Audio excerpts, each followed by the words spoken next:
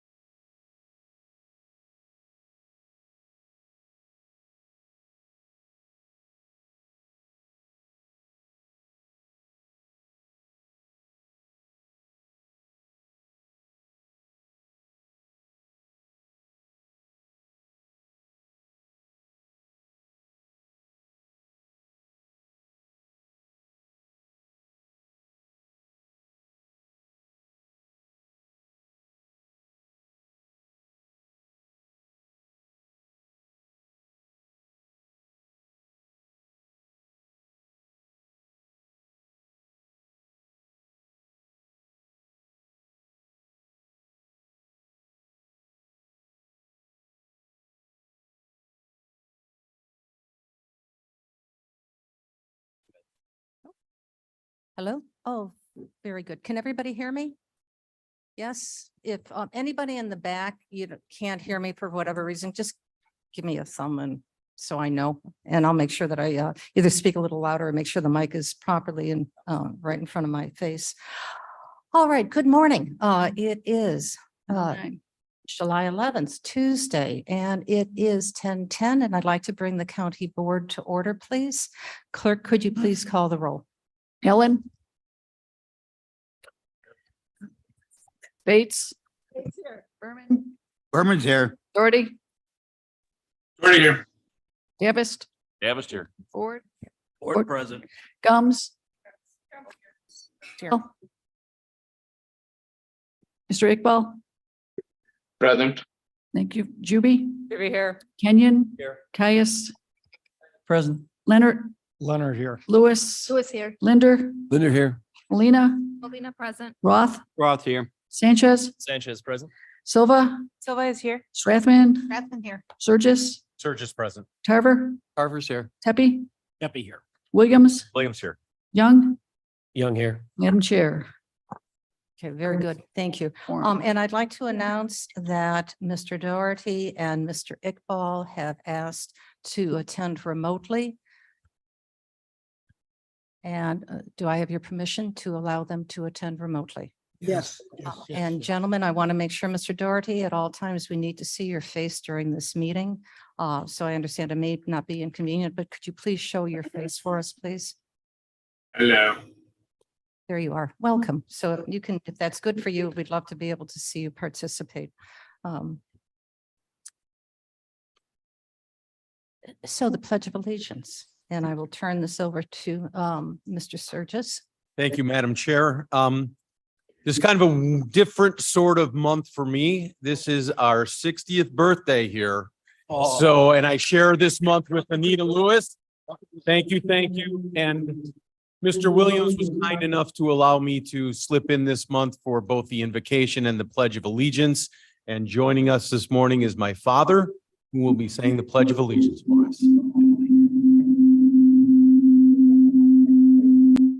Pledge allegiance to the flag of the United States of America and to the republic which is changed, one nation, under God, indivisible, with liberty and justice for all. Mr. Surges, and I have a question for you. Are you as feisty as your son? No comment. Yes. Also this morning, from Emmanuel Lutheran Church in East Dundee, we have Pastor Joe Glombicki. Joe is more than just our pastor. He is a friend. We have raised our children together, and I'm so blessed to have him be part of our lives. And thank you for driving down this morning. My pleasure. First of all, before I say the invocation, I would like to thank everybody on this board on behalf of Emmanuel Lutheran Church in East Dundee for all of your hard work in trying to secure the safety and the health of our county. We appreciate so much your service in this area. And I also would like you to know that every Sunday we are praying for all of our government. State, local, national, Kane County. And so you are lifted up in prayer every day by our congregation. And we thank you for all you do. So if you would bow your heads and fold your hands and pray with me. Lord God, Heavenly Father, you are just so awesome. You give us all we need for this life. And you know that even though we are sinful and that we sin and separate ourselves from you, you just continue to shower us down with good gifts, life, liberty, and you provide us with good government. It is your good and gracious will that we would have a sound government that would continue to look over our welfare and our safety and our peace. And we thank you for all of those that serve on this board. We now ask that you would continue to give them wisdom in all that they do, give them courage to speak up, and that they would be affected by your will and your spirit, all to serve your people in the great county of Kane. Heavenly Father, we ask that you would send your Holy Spirit upon this meeting, have it work towards your will, and bless these people in their service. All this we pray in Jesus' name. Amen. Amen. Thank you. Lovely. Thank you, Madam Chair. Well said. Beautiful. Before we begin, we have a request to have a moment of silence. And I would like to recognize our representatives from Aurora, if they would like to present that too. Who would you like to have a moment of silence for? And could you give a small bit of background? Oh, this is a difficult morning for a number of reasons that I've already shared with some of you. I can't share a lot about her professional life because I'm more focused on Alderman Shakita Hartburn's personal life and who she was as a person. We recently lost her, and Aurora is in mourning right now because I believe she was a sitting alderman. I don't know, is it 30 years? 32 years. Shakita Heartburns didn't see boundaries and geographical lines. Whenever there was an issue for folks that live in the county residents, she never stopped to say, "This isn't my jurisdiction." She championed causes for human beings. She mentored folks. She helped provide food. She collected items for people who were in need. And she was a great leader. And our Congressman, Bill Foster, stated that whenever she called, he picked up the phone because he knew that she would be asking for something, not for herself, but for somebody else. So it is with great sadness that I request from Madam Chair a moment of silence in honor of our Alderman Shakita Heartburns.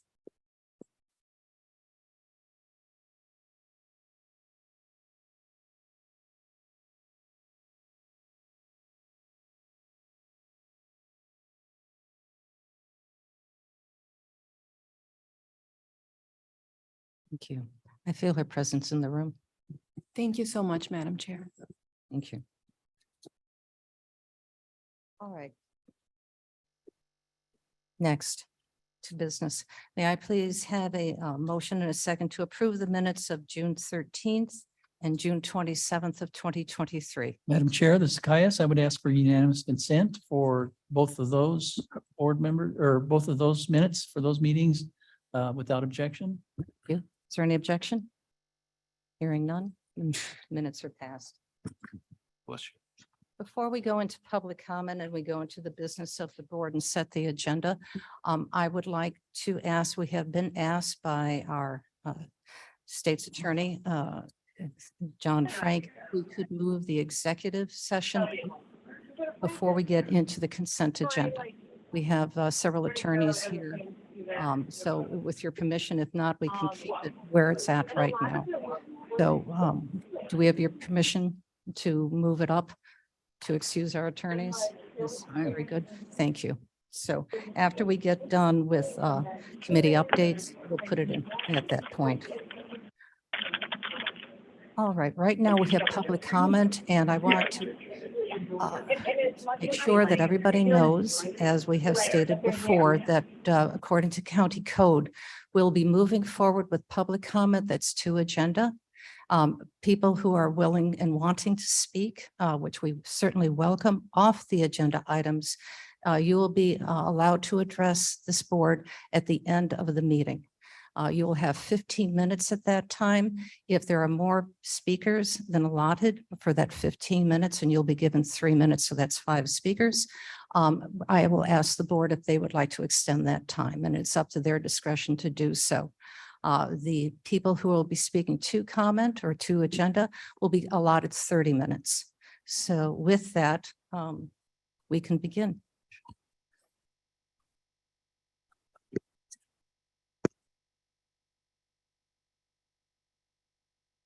So the first speaker today, and excuse me, I know I'm going to mispronounce your name, so my apologies. Majabin Zoning petition. Sulamachi, do you want to speak now or do you want to wait until zoning? Okay, very good. Jean Mayer, is that a zoning as well? Would you like to wait until we address this with zoning? Okay, wonderful, thank you. Kate Botke?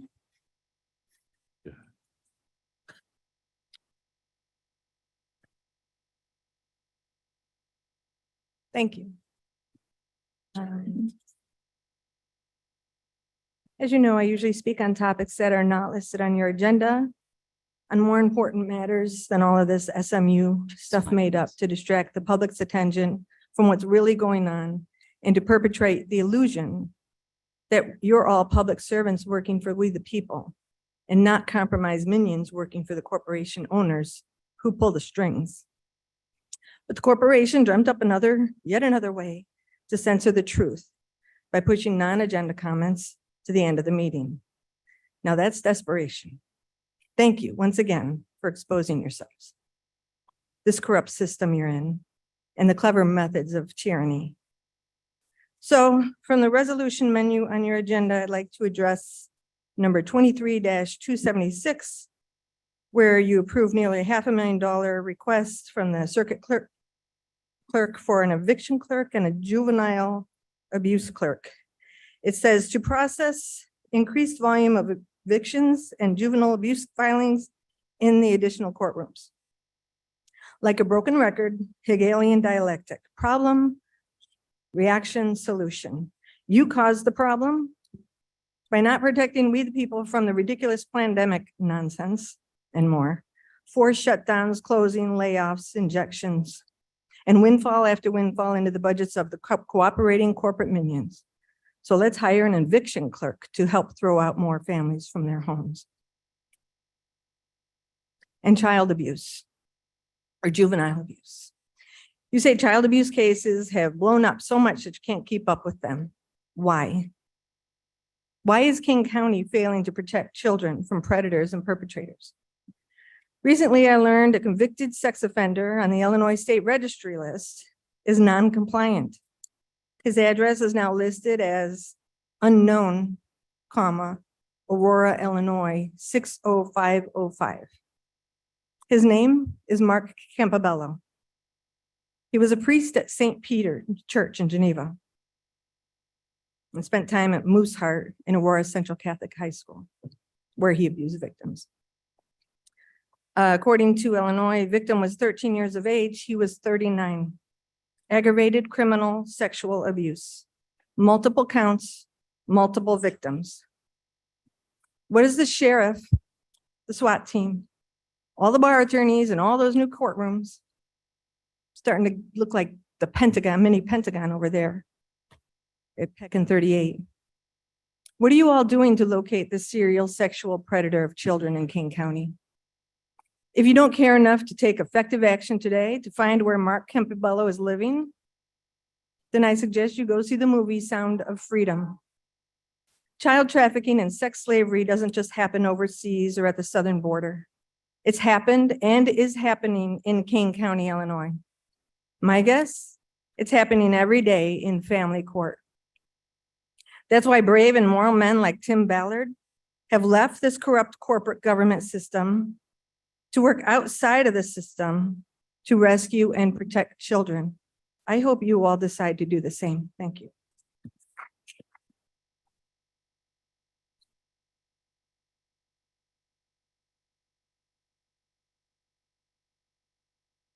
Next speaker is Roxanne Shulka.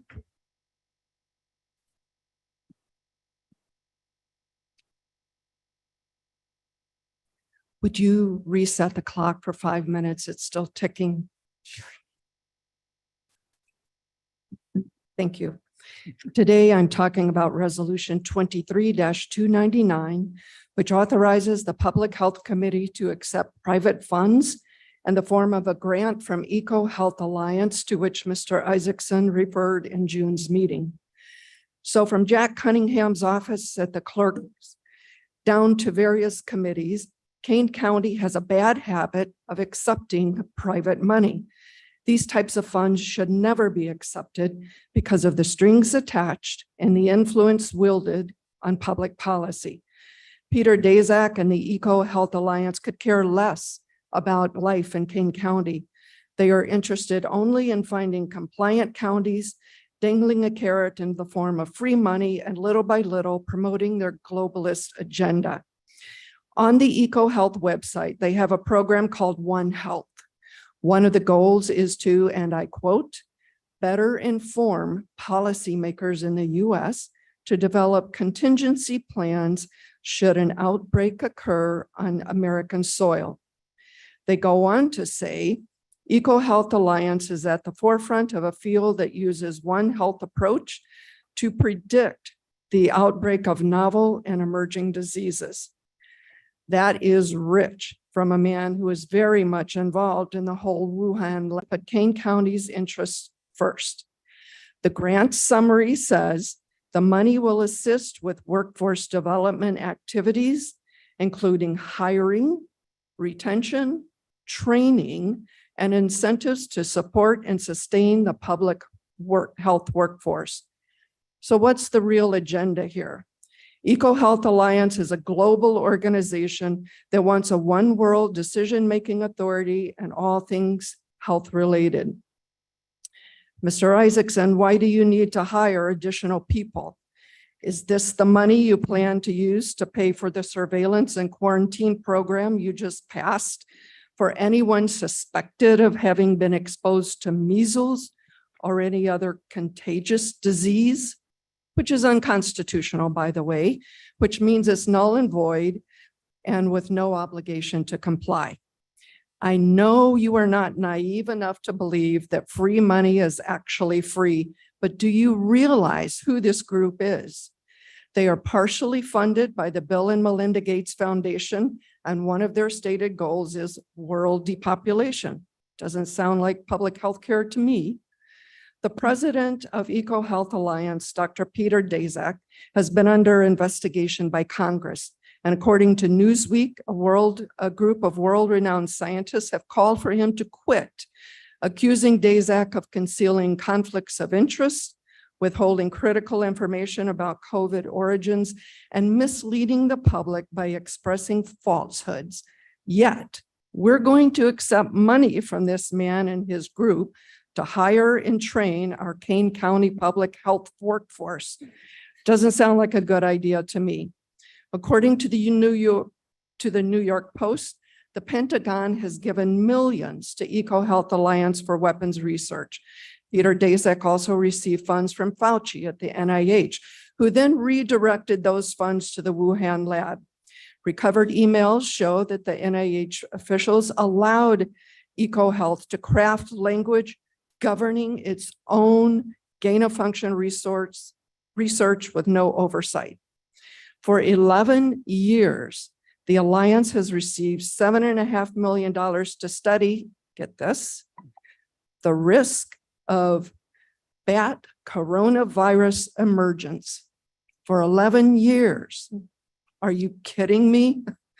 This doesn't sound like a good public health partnership to me. Nothing about this passes the smell test. Let's stop taking private money from groups that have an agenda and put the interest of Kane County residents first. We don't need this. Reject the grant money from this not very trustworthy group. Thank you.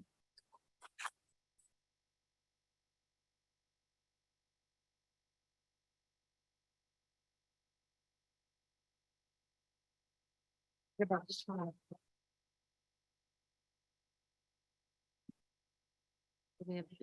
about the new people here?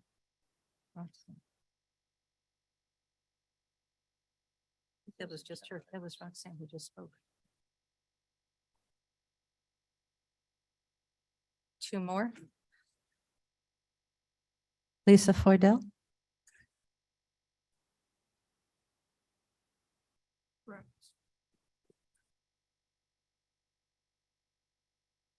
Madam Chairwoman and members of the Kane County Board, I want to thank you today for your constant sponsorship and assistance with Kane 211, which is the 24/7 hotline for people in need of human and social services. This past quarter, which just ended, saw our busiest quarter ever in terms of people in need. And the needs are changing. We've often had our highest need of people with help finding shelter, paying their rent. And that continues to be our #1 need in Kane County. But we also have more and more people who are looking for assistance with mental health issues, with substance abuse, with finding employment and transportation. So I want to thank you for continuing to support Kane 211 for now and into the future, because the need is growing.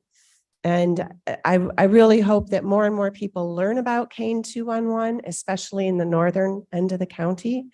Areas like Carpentersville and Dundee really need to know about this and make use of this service. So people can pick up the phone and dial 211 any time of the day or night.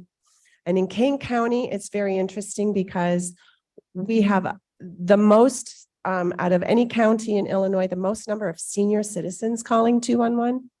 And they call in the middle of the night. And there is somebody there to take their phone call and put them at ease so they can go back to sleep because they're anxious about what's happening in their lives. So I want to thank you for your continued support. Thank you. Thank you.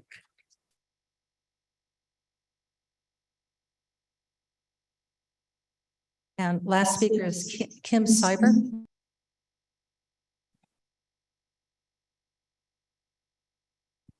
Good morning. I put it down as annual budget because I know that, I think it was your last meeting, you recommended a June be Pride Month in King County, which is already nationwide, and I think they've turned it to the Summer of Pride. But more importantly, why don't we go back to, and why don't you budget money for a family Pride Month? We can do, there can be events for family because number one, she talked about all the mental problems and family problems. We need to get back to the family again. They've tried to ruin the family for everybody. So what we could have, I don't even know. I can't even imagine all the events that you could be scheduled. Different towns could have different events on different weekends, all focusing on the family. No one focuses on the family anymore. The other thing I want to get back to is that $2 million, what's really bugs me, that Jack Cunningham accepted. I have to figure that he's got to be getting a kickback in here somewhere Yeah, because yeah. number. Madam Chair, point of order. Yes, ma'am. That is not to the agenda. That's off agenda. We're not going to be talking Oh, about it's that. still part of the budget. I just think No, if you do no. paper ballots and hand count them, Ma'am, you I'm don't s- need I'm machines so for that. Sorry, I don't mean to interrupt you. Please, I'm not being rude, but we have to stick to our That, protocol. So, is there anything else that has nothing to do with Mr. Cunningham or the clerk's office? well, I said I wanted you to budget for a family Pride Month. I thought that would be a really good idea. Make King County like a family month. Family, it's the summer of family. I don't That's know. well recommended. Okay, but still I want the money back because paper ballots and hand counted. I will have to turn off your mic. Thank you.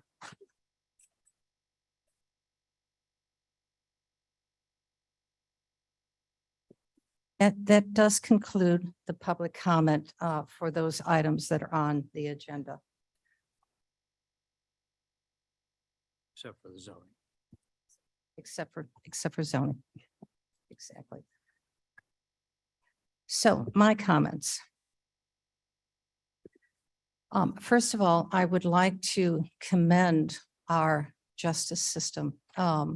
I'm sure that many of you had an opportunity to see the front page of Sunday's Chicago Tribune, complimenting and commending the good work that our court systems are doing in expediting court cases to make sure that people are not languishing in prison or county jail for an extended period of time, to make sure that it's efficient, well-managed and well-run. I know it has taken a great deal of work and effort from our chief judge, as well as our state's attorney, our public defender, and our circuit clerk to make sure that this is happening.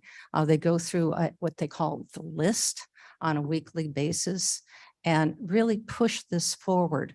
So it's important for everybody, the families of those people who are incarcerated, as well as those people who are incarcerated, to make sure they get due process in an efficient and timely manner. To be compared to Cook County, which all of Cook County's attributes and faults, I think is just commendable. We are something to be looked at, to be modeled.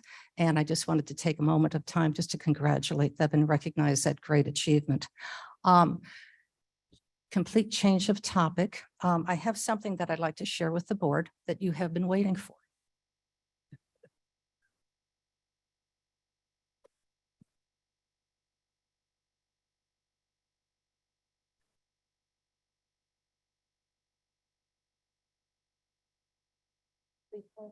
Slides.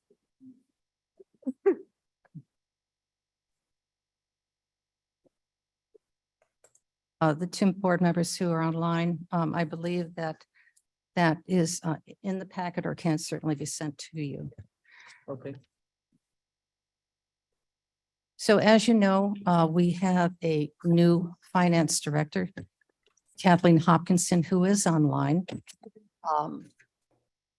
And due to the good work of Kathleen and Amy, who is also here, and of course, Mr. Sanchez and Suzanne Fonstock, the new ARPA staff member, they put together these numbers for you because I know that you have had some concern and wondering about where the ARPA money is and how much money we have expended and how much money is left to spend. So this is what this presentation is. Kathleen, I'll turn this mic over to you and to Mr. Sanchez as well. And so Mr. Sanchez, why don't you introduce a little bit of this? And I know there's a lot of conversation that has to be had yet. So this is just for your review and for your information. Thank you, Madam Chair. Not much to say. Again, it's just for you guys to look at for now. And Kathy's going to have a few words to say, but just trying to visualize the money that exists in the ARPA program, where it's going. So this is kind of a high level overview. And Kathy, I believe, is on Zoom. Correct. So if she is ready, I will turn it over to her. Thank you. Good morning. Wanted to provide a quick update of the status of the ARPA funds. And what we have before you is a ARPA funding flow and balances. So- Kathleen, could you Yeah. turn your volume up a little bit more, please? Sure.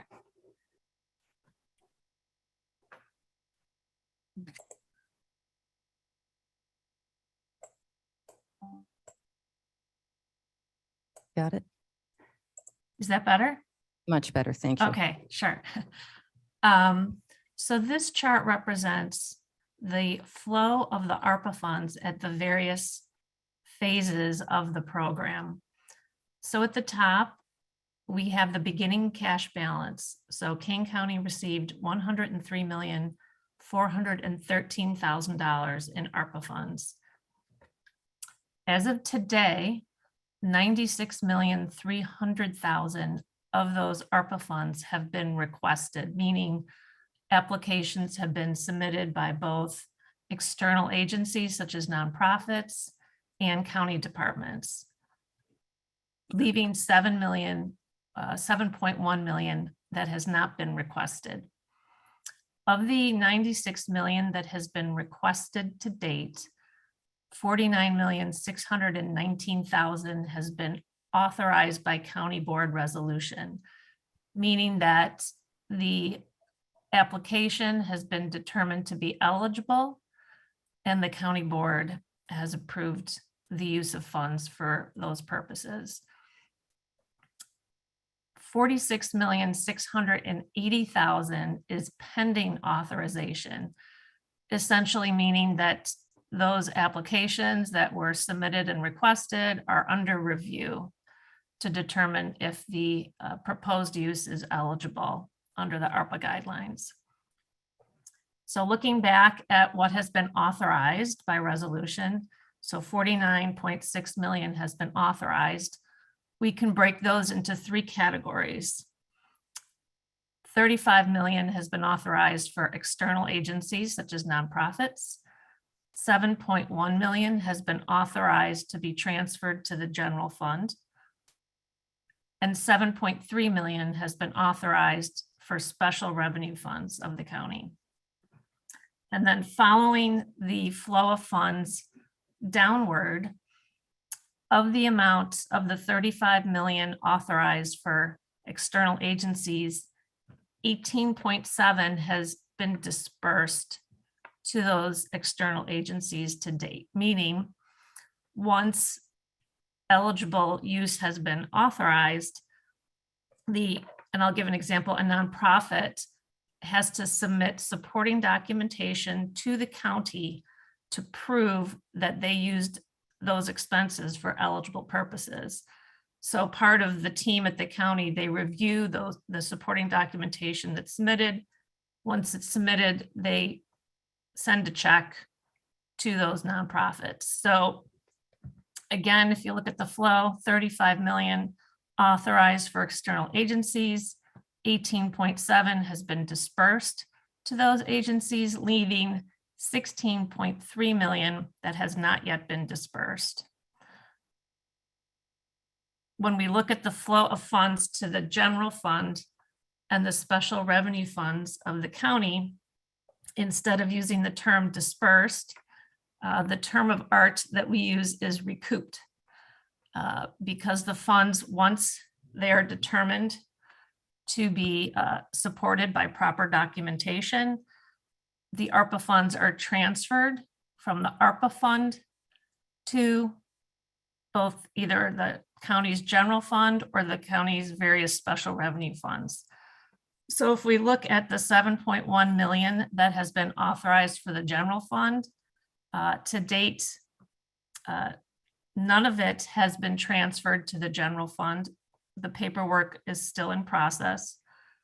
For the county's special revenue funds, of the 7.3 million that has been authorized, 6 million has been transferred or recouped by those special revenue funds. And so 6 million has been transferred from the ARPA funds to various individual county special revenue funds, leaving 1.3 million unrecouped. And then on the far right, the box that says ending cash balance. So that represents the 7.1 million that is unrequested, the 46 million that is pending authorization, and the 16 million undispersed, 7.1 million unrecouped by general fund, and 1.3 million unrecouped by special revenue funds. So there are $78.6 million in ARPA funds that are still sitting in the ARPA fund. And that is important because, as has been discussed before, any interest earned on the ARPA cash balance can be retained by the county. And I think if we flip to the next slide here. Oh, this slide is a description of each of the phases that I just presented. So if we can switch to the next slide. So the interest earned through November 30th, 2022 is a little over $1 million in ARPA interest has been earned to date. We're still working on calculating the interest subsequent to that date. And then the last slide, just a reminder of the ARPA deadlines. ARPA funds must be authorized by the county board by December 31st, 2024. And the ARPA funds must be dispersed or recouped by December 31st, 2026. So that is just a presentation of the balances at the various stages of the ARPA program. Thank you, Kathleen. I'm sharing this with you because, as you know, it has to go through several committees. So finance obviously has got to be recognize this and be cognizant of this amount of money. Then we have public service chaired by Mr. Sanchez, which also would be talking about the investments. And then we also have the ARPA committee itself, which will be ultimately making recommendation to the entire board about future funding opportunities, disbursement opportunities. So if you can keep this and don't lose it, if you lose it, just let Jane know. We'll be glad to make extra copies for you. And you can use this as a reference point as we go forward. We will, now that we have a baseline, we'll be able to continue updating this for you. So if there's any big movement on it, we will certainly allow the full board get you that information so we can keep track of this disbursement of these important monies. So thank you very much, Kathleen. I appreciate this. So I'd like to move on now. Is there any discussion items? I have discussion. No, let's, if I may, can we go on to ordinance? Speak to the ordinances. So Mr. Van Kerkhoff, do you want to come up and lead us in that discussion? And Mr. And Mr. Ford? Thank you, Madam Chair. We start off with petition 4606.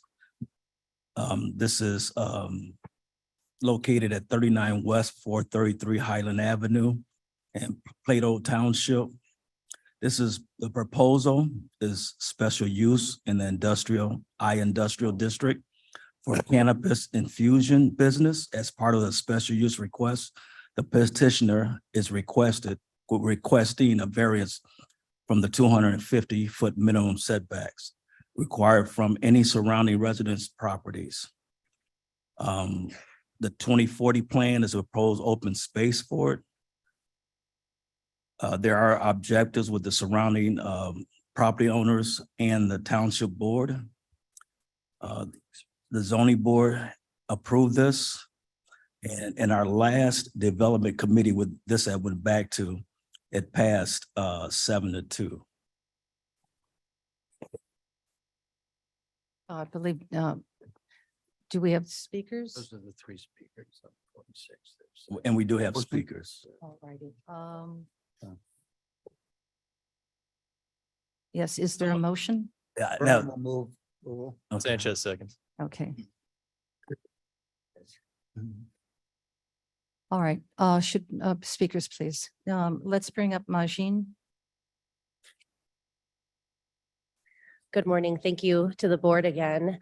My name is Majabin Solomanji Bertosik. I live in Carpentersville and the founder of High Haven Extract LLC, and we're looking for this special use permit approval from the board today. We've met several times, so I'd hate to belabor, and I know that we've had many comments and conversations, and you've seen many decks and a lot of information on our organization and how we represent ourselves, along with how we practice our business. We've talked to the neighbors, and we have a great relationship with Mr. Malo, who we would like to be leasing the property from. We've covered every angle that we feel is necessary to make the county whole and to, and to be able to move this project forward. I don't want to, again, belabor, but I do appreciate the board taking time to, spend the last several months considering our petition and spending your time to make a good, wise decision on a small business owned by minority and veterans to come and really push a new business in the country, not just the city. But I will leave that. There's not much more, but if there's questions that are anything that is about the way that we operate, the safety, the security, please, I'm happy to answer all of those questions again and reiterate them, but in sake of your time, and I know it's a long day for you guys and many cities and many people being represented today. So I'll just leave it at that. Okay, thank you. Thank you. The next speaker is Mrs. Meyer. If you would, please, I had a presentation with a couple slides before you start the timer.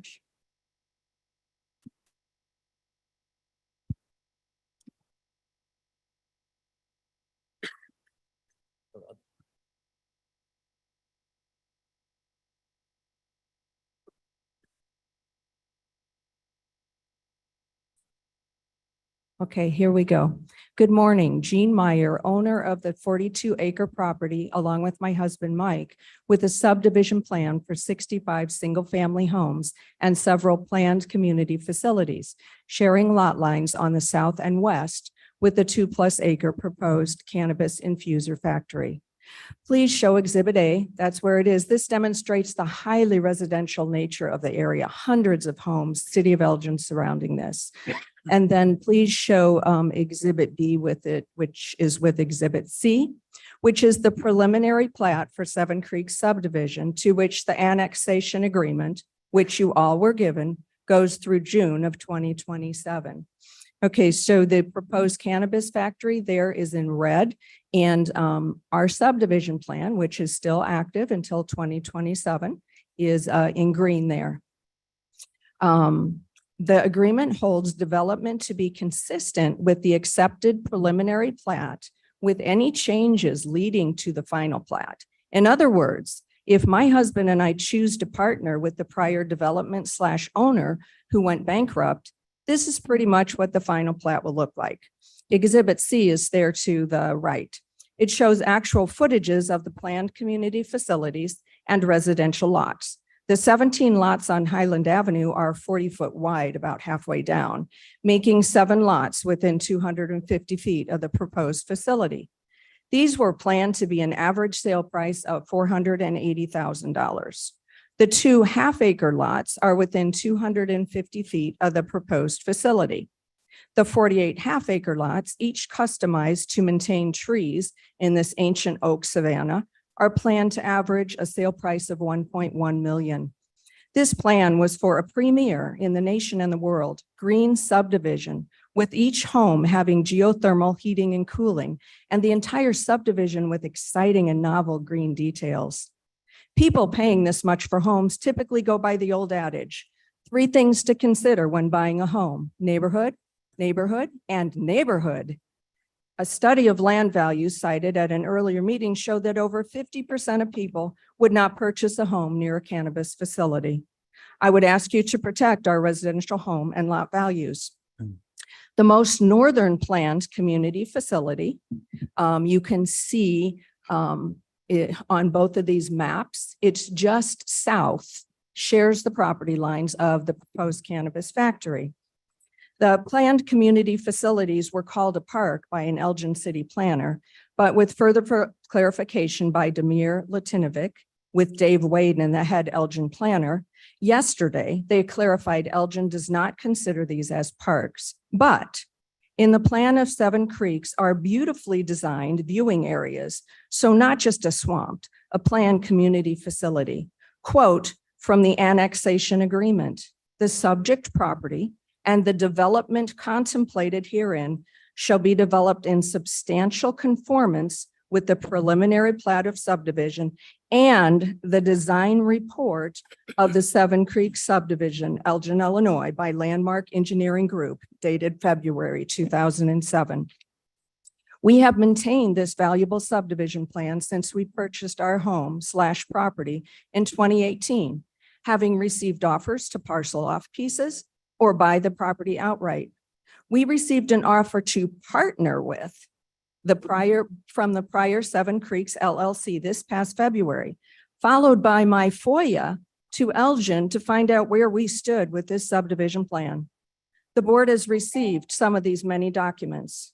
We have an active annexation agreement until June of 2027, which includes the preliminary plat, at which future point we would still need to petition Elgin to use the property for another use. Whether we choose to sell, partner to subdivide and move to a state cheaper to retire in, or whether we stay put and do neither are options we purchased this property with. I would ask you not to devalue our options. The idea of going back to prohibition is not valid. No one has asked Kane County to not allow a cannabis infuser in the county, but to put it in an industrial or office district.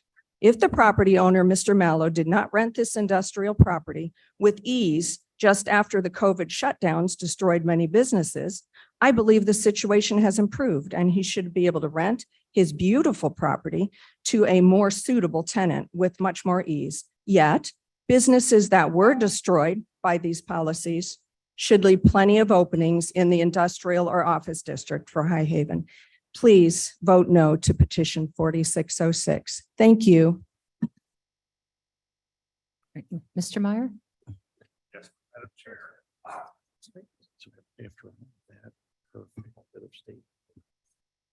I'll be somewhat more brief than my wife, Mike Meyer from Elgin. I'm talking about the same item that she is. The Bible says that we live in a fallen world and we're moving to accept more psychoactive substances as legal. We need to consider the detriment they bring. Remember that a bill went through the committee in the state of Illinois to legalize psychoactive mushrooms and LSD this spring. Remember the speaker who was describing the 211 call center? More mental health problems and more drug abuse problems. I have a federal aircraft mechanics licenses, and they do not permit me to enjoy the products of High Haven because it's a federal statute, not merely an Illinois statute. There are many articles online telling students of all ages eating the THC gummies at school and then going to the hospital while feeling sick. St. Charles School had one in 2023. Halloween time, a woman found a package of candy labeled THC candy in their 5-year-old's Halloween candy. That's not good. In autumn, on Kane County, decision was made not to send a drunk driver to pick up a 19 and 20-year-old brother and sister. They sent someone who was using marijuana. And by the grace of God, when they slammed into the back of a school bus on 70 mile an hour on Empire Road, only the 19 and 20-year-old were killed. The girlfriend and 17 and 18-year-old survived by the grace of God and were life flighted. Nobody in the school bus was hurt, thank God. Finally, there's an Elgin policeman we know. Last week, the modern marijuana has several times the THC level than what God designed it with. And this is causing psychosis and mental issues in our young people. We asked, what about the gummies? And that was the issue because they look like candy and are so readily eaten like candy. Perhaps instead of infusing delicious foods with THC, we should use something that's like Brussels sprouts. It's repulsive to kids. Perhaps unsuspecting children will not eat them then. We should be visionary, address the problems which have always existed, but are increasing due to the legalization of recreational marijuana. And why is our state giving Kane County millions of dollars to promote cannabis? As stated by board members at an earlier meeting, please exercise local control and be wise, be visionary. Yes, this is legal. Is it wise? Is it smart? Is it right? Requesting you politely vote no on petition 4606.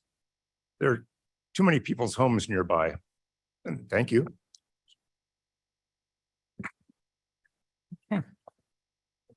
Decorum. Yeah. Point of order, decorum Yes. of the audience. The audience, please. Thank you. No applauding, please. No matter how you feel enthusiastic about either comment, either side of the story. Mr. Ford, you want to open this up to discussion for the board? All right, at this point, do we have any questions or comments by the board? Yes, Ms. Allen. This is Alan. I just wanted to say that it's really hard to be a developer. Reading through the annexation agreement, you see the myriad of details and balls that you have to keep in the air in order to develop a successful property. In this property, you even have to pay to disconnect from the Pingree Grove Countryside Fire District in order to use Elgin's services. But I did want to mention that all of these documents date back to basically June of 2007. And I did call the city to ask them some of their protocol in a new development. And one of the things that they said was that a preliminary plat has been affixed to this annexation agreement and accepted, but it has a time. It has a timing factor, and it ran out after 1 year. Now, if someone were to bring back that preliminary plat in basically the same form, it would conceivably be approved, but it's a mandatory process from the city. So one would need to present one's preliminary plat and act on it, or after a year, do it again and do it again and do it again. And also then, of course, eventually submit the final plat and ask for building permits. So it's a long, difficult process, and this property has just been in limbo for a long time. Those of us who have visited the property, I think can say very comfortably that it is the most discreet place you can imagine. And I am delighted to say that the neighbors will never know what businesses are in there. They would really have to work at it to figure out what businesses are there. The property is difficult to access. It's invisible. And it's buffered all the way around it. I have been here and heard petitions that are controversial. And frequently a board member will say, well, now, do you want this in your district any more than I want it in my district? And they refer to gravel mines and various other uses. But I can say that if this were in my district, I would be very happy to endorse it. This is an easy one. Thank you. Whose district is it? Right. Then Young's. Young, Mr. Young? Young. Yes, Mr. Youngs. Mr. Tepe, Tepe here, thank you. I will be voting no on this issue and my logic is really fairly simple. With all the controversy that surrounds anything that has to do with marijuana, in my opinion, there are ample areas to do this in Kane County that are not anywhere near a residential district. Even though this building is quite singular, it's singular. Yes, it may be discrete, but it is right in the middle of what is now completely residential properties around it. And because of the controversy associated with it, I feel that this should be located in another area. Thank you. thank you. Mr. Leonard? Thank you, Madam Chair. I just have one question, and maybe this is an old zoning petition, but under the zoning petition number 4606, at the bottom of it, it says Development Committee Denial. And I'm wondering why that's being brought to the board as a resolution if it was denied in committee. Mr. Van Kerkhoff? Sure, yes. The vote for the special use by the zoning board and development committee are recommendations to the full board. The authority to vote on all zoning petitions and special uses like this one rests at this meeting with this board. So it's a special use, is it? Or Correct. This is a special use in the existing industrial zone parcel for the cannabis infusion facility. The first time I went to development committee, they had recommended denial. It came back to the county board. It went to the county board last month, and the board sent it back to development committee to allow the petitioner their opportunity to present their side of the case of the development committee. And then last month, development committee recommended approval. they did. So this petition is outdated. This says denied. Yes, it is. Yes, it is, Madam Chair. It was at the previous development committee, at the latest development committee meeting. And I have a fuller presentation if the board wanted to see it, but it's updated in that presentation. My apologies, it wasn't updated in your board packet. Oh, no So problem. it was I just- approved. It was approved. Recommended. It's a recommendation from development. It was, Madam Chair, it was 7-2 vote for it. Oh, to move Say it that forward. again, please. 7-2 for it. Forward from, okay. Mr. Young? Mr. Kirkhoff, you had sent, Van Kirkhoff, sorry, you had sent an email last Thursday about the additional information that Gene Meyer talked about with the annexation. Is that something that we should discuss here and consider this? So should this be in consideration to be possibly sent back to committee to have possibly the state's attorney's office review those documents that you sent? How new is that information versus what you had presented over the last couple of months? Sure. What I forwarded to the full board was additional documentation submitted by the objecting property owner, as well as a clarification of my comments from development committee. Just clarifying when our staff became aware of their development and annexation agreement. And that was we became aware of it the day before the very first public hearing before the zoning board of appeals. But mainly, since the submittal of evidence to you and your final consideration of any zoning petition is kind of an ongoing process, additional items can be submitted, which they were by the objecting adjacent property owner. So the purpose of that email was to forward their latest information to you on their behalf so that you had their information. How you weigh their information and how you decide to either vote or again, postpone the table of the petition is up to you.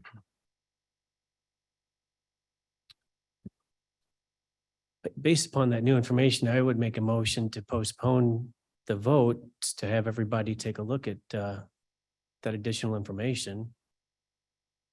There is a motion on the table to amend this, Postpone. to postpone it. On- Definite date. So Is that to postpone to a definite date? Postpone until the next Next meeting. meeting, the next meeting of King Development County Committee. Board. So that, or send it back to the Development Committee. I'm not sure which one would be best.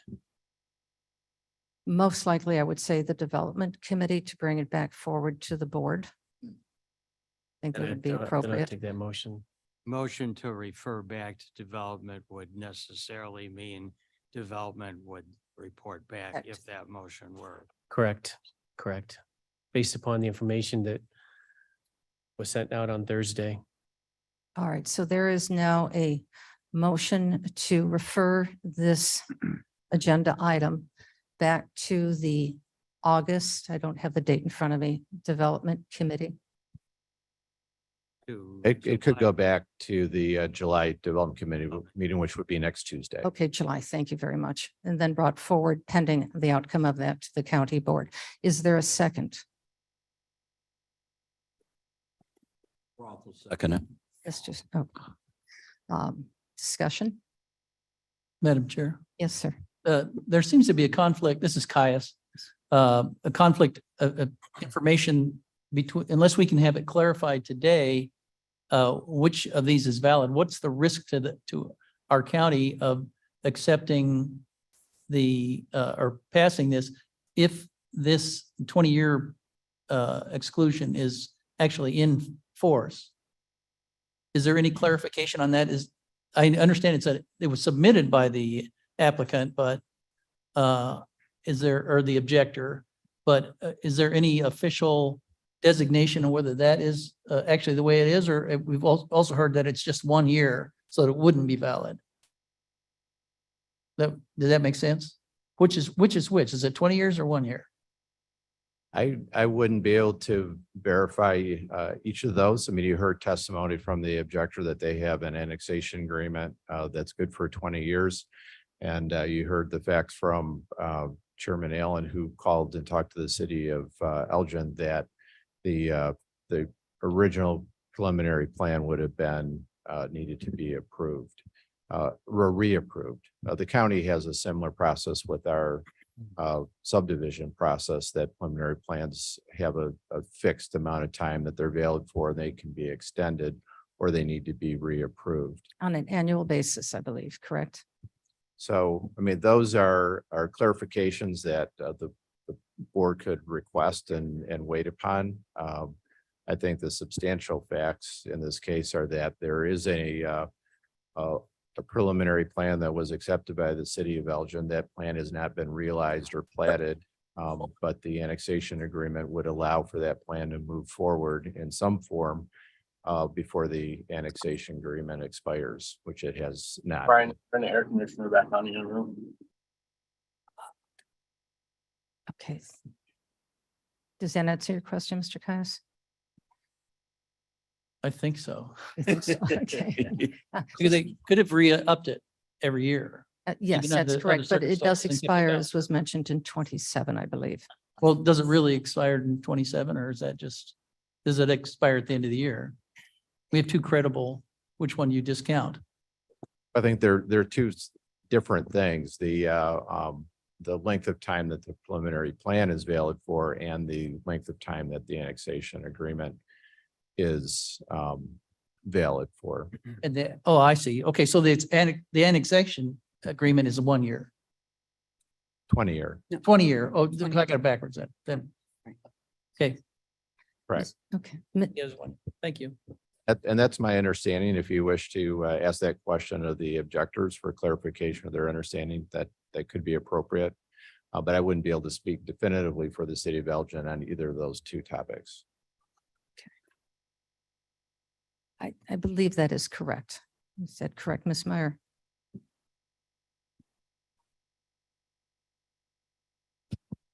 I'm going to tell you, communication at best is so poor, and I'm smiling. It's my communication as well.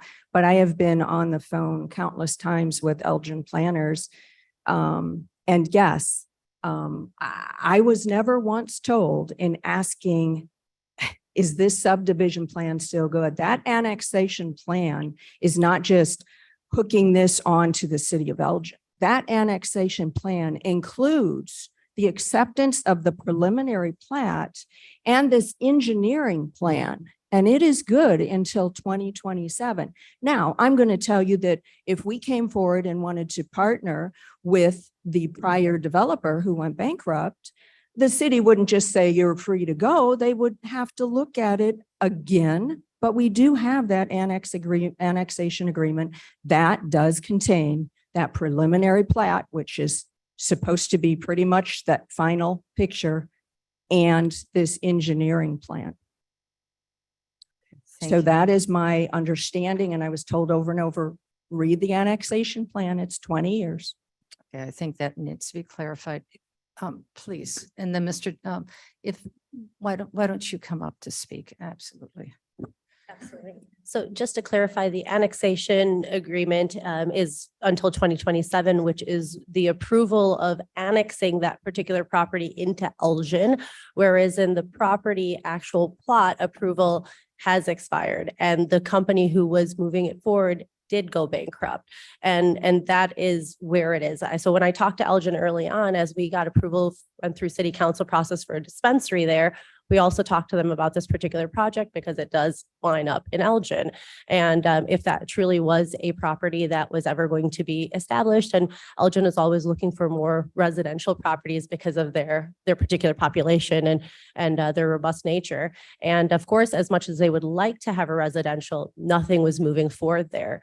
The other thing I do want to point out is that if this annexation agreement is valid until 2027, we have a 5-year agreement with Mr. Malo. So by the time their construction actually started to happen or would be able to move forward, we would probably be at the point of maybe re-signing the lease or relocating ourselves. So it's really a moot point, in my opinion. I do want to bring that on. Thank you. Mr. Doherty, your hand has been up. Call for the vote. Yes, thanks. Could we Just have your face, please? you can have my face. So as far as the motion to postpone, this has been around since I've been a board member. We need to give these people an answer. I'm calling for a yes or no vote now, please. Okay, very good. Okay, vote has been called. Motion on. There is a motion on the table. So, Motion to table. No, to postpone. To refer to. Back. He was a motion to postpone. There is a motion. right now, there's a motion to call the question to move this discussion back to the July Development. committee. It's meeting next week. There was July 18th. And then there was a second. There was a second. We're voting to call the question. So with that, clerk, please call the roll. So, Yes. point of clarification, are we voting to call the question or are we voting to send it? To amend, no, we're voting to Motion amend. to call the question on the motion to refer. To refer it back. Correct. Thank you. To July I 18th. mean, unless there's no further discussion, in which case you would move directly to the motion. I mean, Okay, for calling the question, Doherty moved it. Who seconded that? Roth. Ms. Roth, okay. Okay, this is just to call the question. Ellen, No, I'm no, sorry. no, this is this is not to call the question. This is to amend the oh, question. this is. To postpone it. This is to postpone until July. To refer. Back. Thank you. To refer it back to development is what I thought the To refer motion it back. was. Well, there was a motion made to call the question. We need to vote on this thing. And if there's no objection, then yes, you can proceed to We need to vote on. vote calling the on the question. motion to send it back. okay, that's what I understood. Okay, yes, yes. So this is just to call the question. No. Mr. Doherty. No, this is, unless there's any Question has been called. question's been called.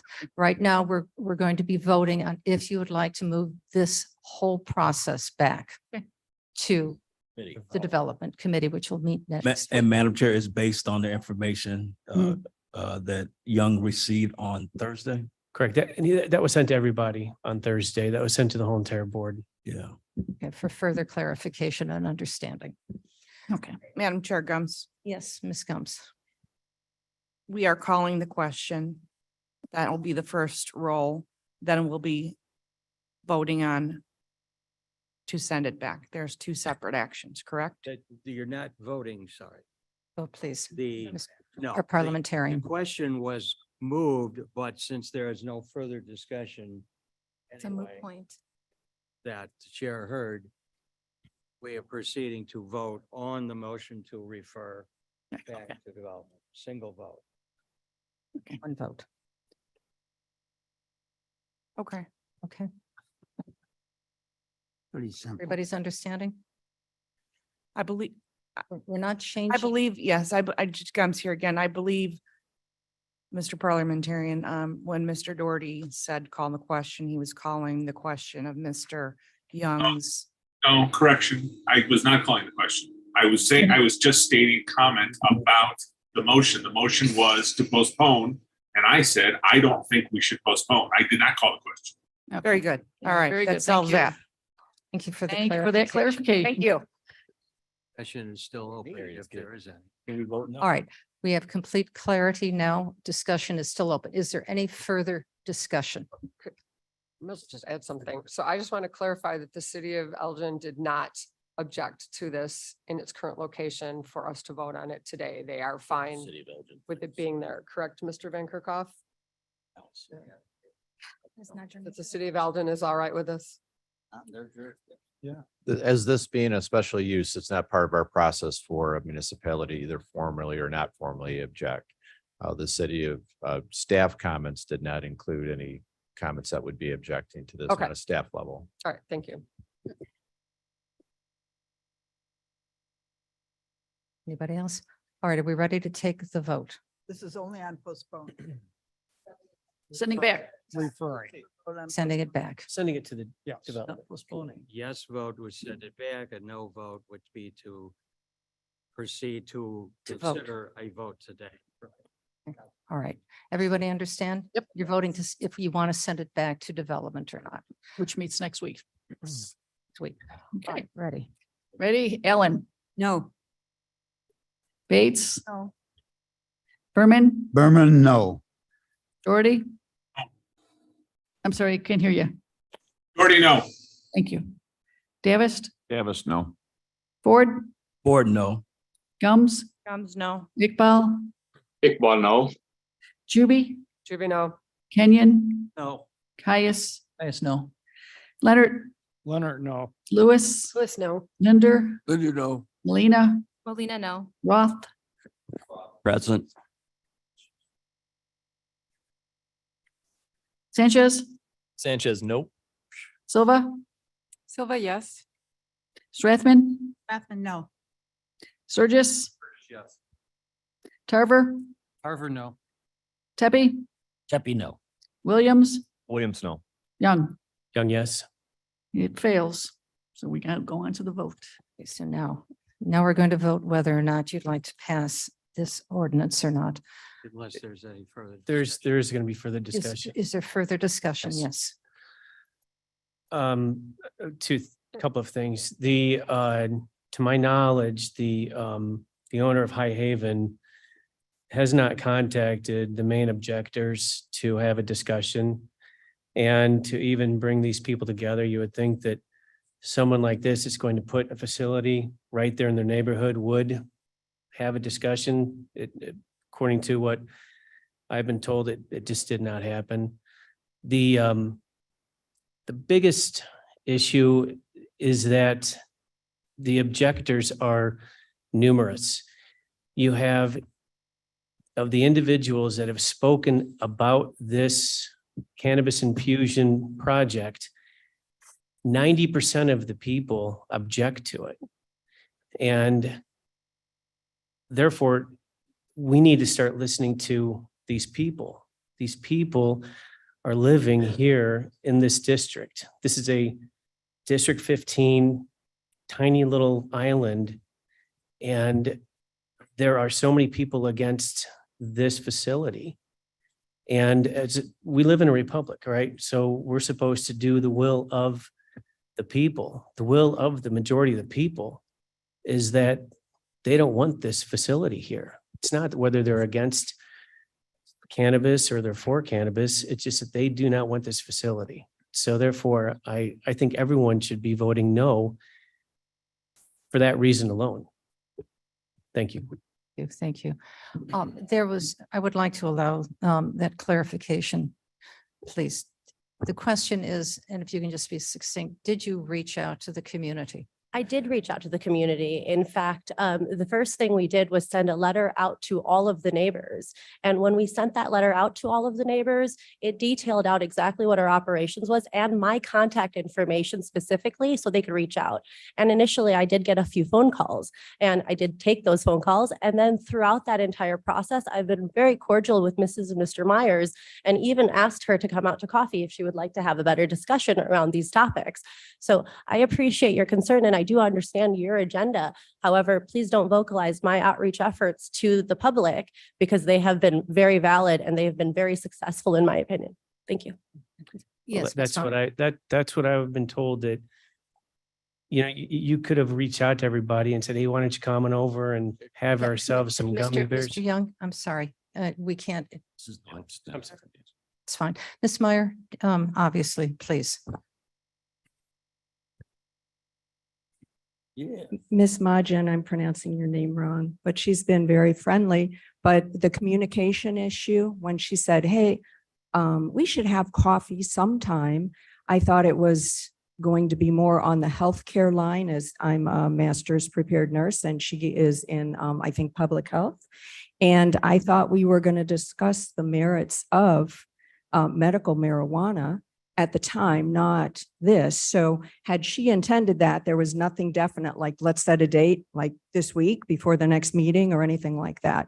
So my take on it had nothing to do with this petition, just simply talking about the value of marijuana as a medical tool. Okay, thank you. All right. Yes, Mr. Sanchez. Thank you, Madam Chair. I think my biggest takeaway here is a conversation about the setbacks, because the cannabis laws in Illinois are newish. And when we created the setbacks for Kane County, we essentially took what the state was doing as a template because we didn't know. And I think this conversation at least raises some questions about the distance of the setbacks and the types of areas that these operations may be in. As far as this one is concerned, it's not a dispensary where there will be customers and patients coming in and out all day. Dispensaries are very busy, and this is not that. This is, you know, an extraction or infusion. And so there won't even be active cannabis plants on site. There won't be any retail sales. There won't be that kind of traffic that comes with the dispensary operations. And I think essentially, if there were a company, excuse me, that wanted to make bags for potato chips at this facility, no one would have any issue with it. If we approve for this use, for the cannabis infusion, no one would know the difference if it's a potato chip bag factory or a cannabis infusion factory. But because people do know that it's cannabis, and there is, I think, a big stigma and a lot of education that our society has to do on the realities of cannabis and other similar substances, it gets a sort of a knee-jerk reaction. It gets the fear, which is understandable because of so many decades that we've been told all drugs are bad. You know, there's a lot of information that really contradicts that now. And so I think, again, this is no different than allowing a company that makes potato chip bags to be in this site. It's going to have the same level of disruption or lack of disruption in the neighborhood, whether it's built out or not. So for those reasons, I'm going to be voting in favor of this, and I encourage my colleagues to do so as well. Okay, thank you. Yes. On Bates, on page 31 of our packet, there's a letter from from a worker and one of the planners for the city of Elgin. I realize this is not annexed to the city of Elgin, but I think it gives some logical guidelines. It says that the city's zoning ordinance of a 250 feet from a sensitive land use. And it lists the sensitive land use as pre-existing public or private preschool or elementary or secondary school or daycare center, daycare home, group daycare home, part day childcare facility, college or university, or a publicly owned or operated park or forest preserve. So I don't believe that any of these surrounding areas would be considered one of these sensitive land uses. So I think that this would not be too sensitive of an area to have and it specifically says adult use cannabis infuser organization. Thank you. Yes. Just one more comment. This is not about whether it's a cannabis factory or a potato chip factory or a new drive-through with coffee and donuts. These people do not want it. Period. And you need to vote no, because that is what the people want. Thank you. Yes, sir. In listening to this, the annexation question seems to have been thrown up there as a reason to delay. That's been there and been present, the Plata survey, the annexation, and all of that. But it required a renewal to keep it fresh.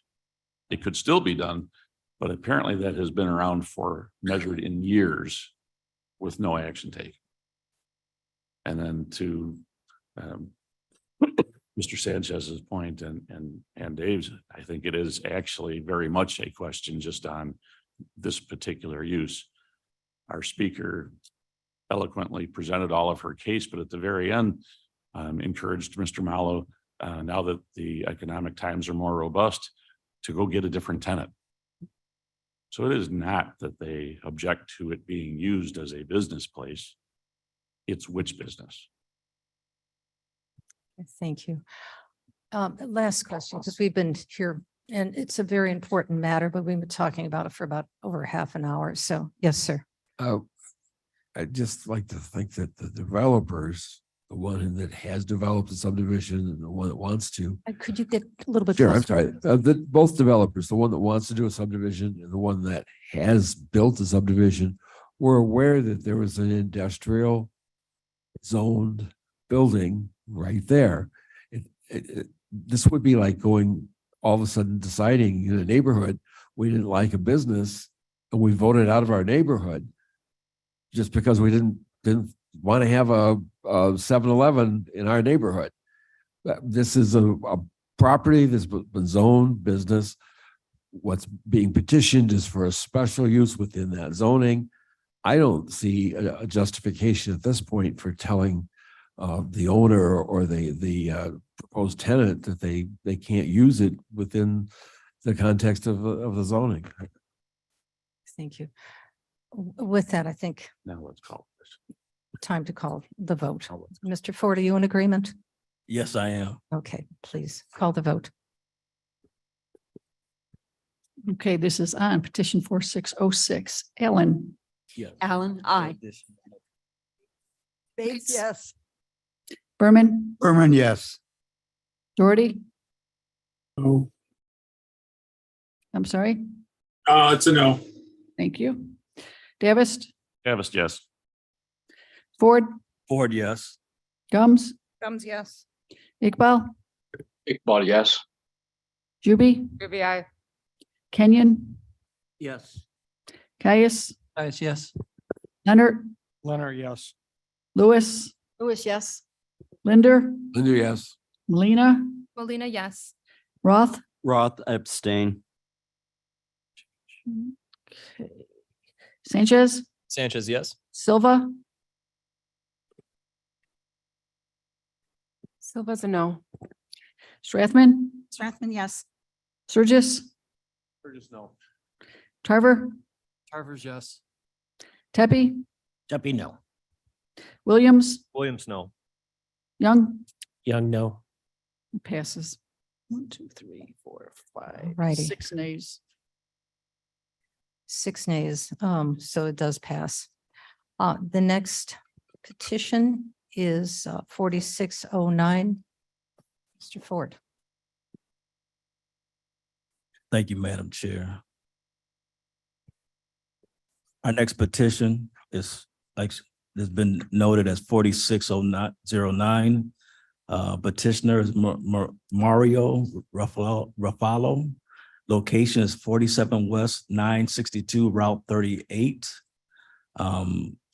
Virgil Township, the special use in the F Farming District for a solar facility. The 240 plans call for agricultural. Regional Planning Commission is not applicable. The zoning board approved with listed stipulations that's recommended. This did go back to development and it passed unanimously.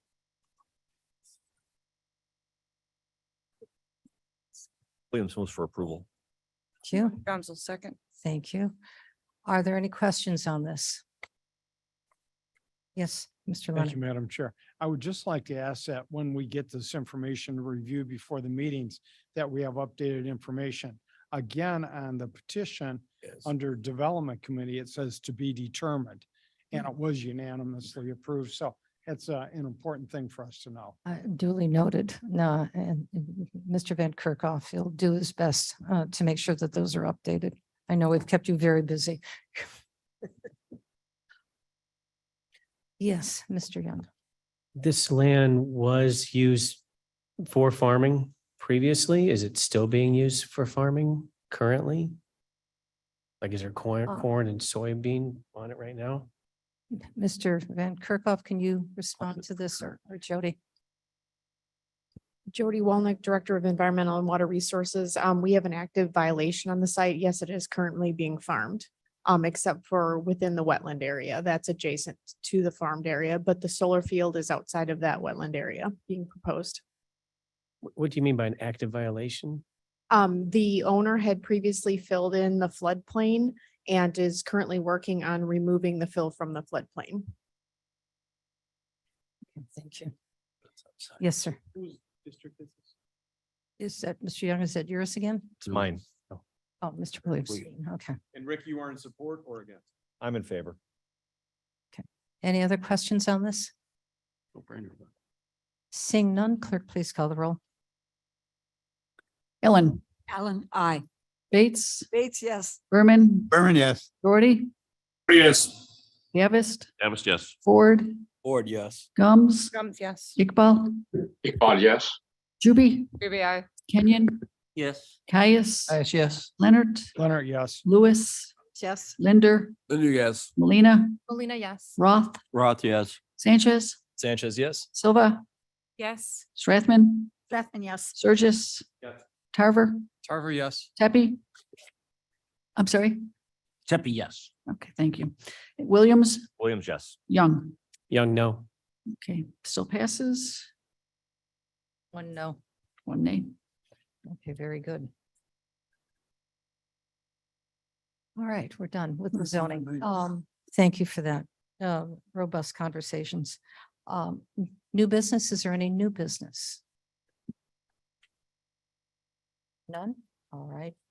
Now for appointments, and this is Mr. Van Kerkhoff.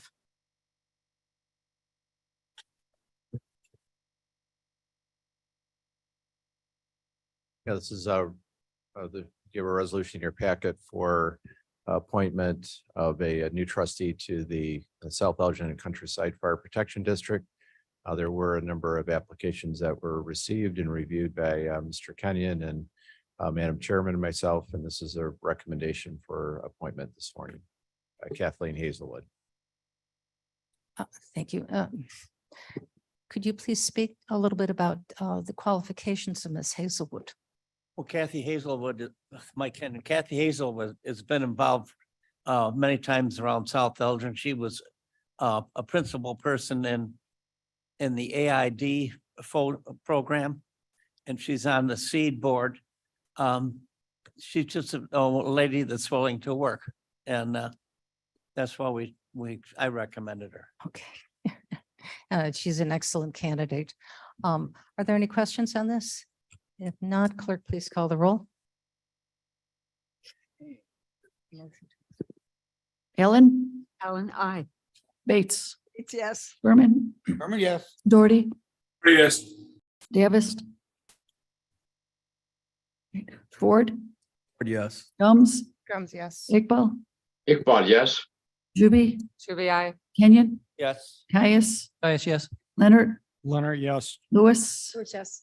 Linder, And yes. Melina, Melina, yes. Roth, Roth, yes. Sanchez, Sanchez, yes. Silva, Yes. Strathman, Yes. Surges, Tarver, Yes. Tepe, Yes. Williams, Williams, yes. Young. Yes. Okay, that passes. She will serve us well. Any committee updates?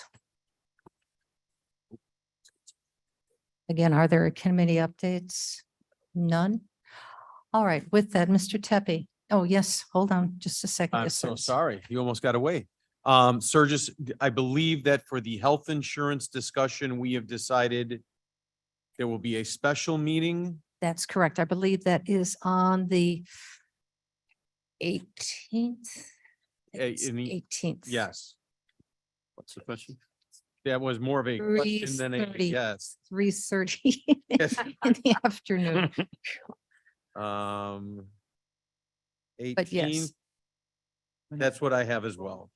I put down 3 o'clock, so Okay. it was early. so. Okay, 3 o'clock. And we are not asking representatives from both Blue Cross and United Healthcare. We are simply asking Mike Baker's team to come, present the facts, but we will need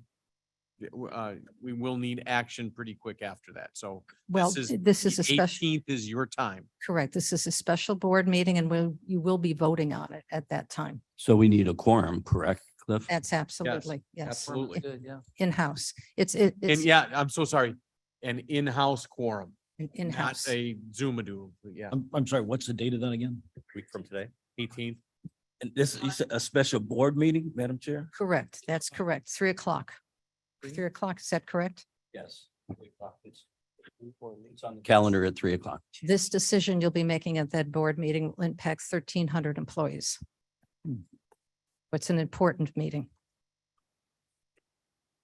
And that's why we're having it so that you can pay full attention to what you'll be voting upon. All right.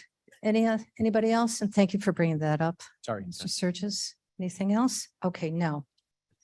Mr. Tepe, could you please bring us over into executive session? Madam Chair, I'd like to suggest that we move into executive session or request that we move into executive session to discuss. Is Mr. Franks here? All of the above. Okay, here, Aaron's here. Thank you, Aaron. Hi, review of closed session minutes and pending litigation. Just what I said. Okay. Taking, Second. thank you, thank you. Clerk, please call the roll. Okay, so second.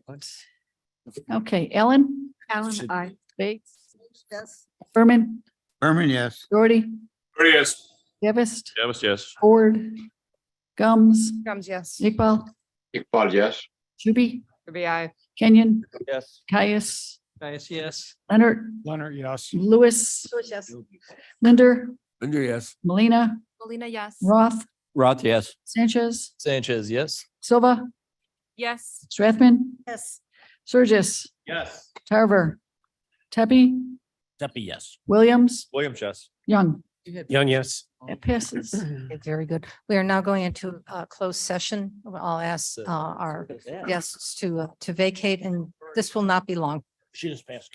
Okay, everybody online that will be joining us, please go ahead and accept those invites. A reminder to those in the room that have joined the meeting, we cannot go into closed session until you also join us in the digital closed session. So please accept those invites. Check in online. It's a unique Zoom? grant. so- Yeah, gotta go.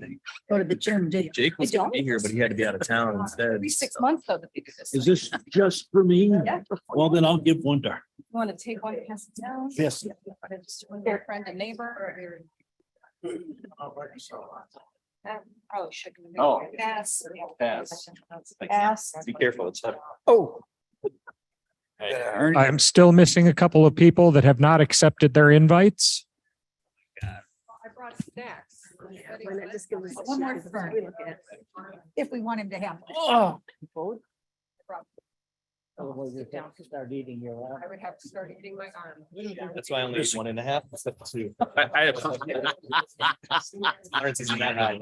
Yeah. But I can eat. Is there anybody hearing my voice that's online that feels they should be in the closed session?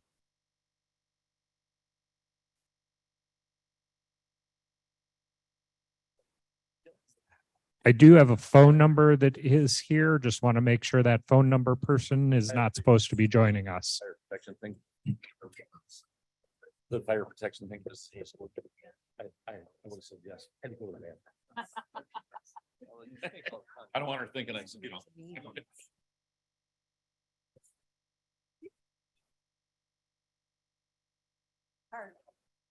Okay.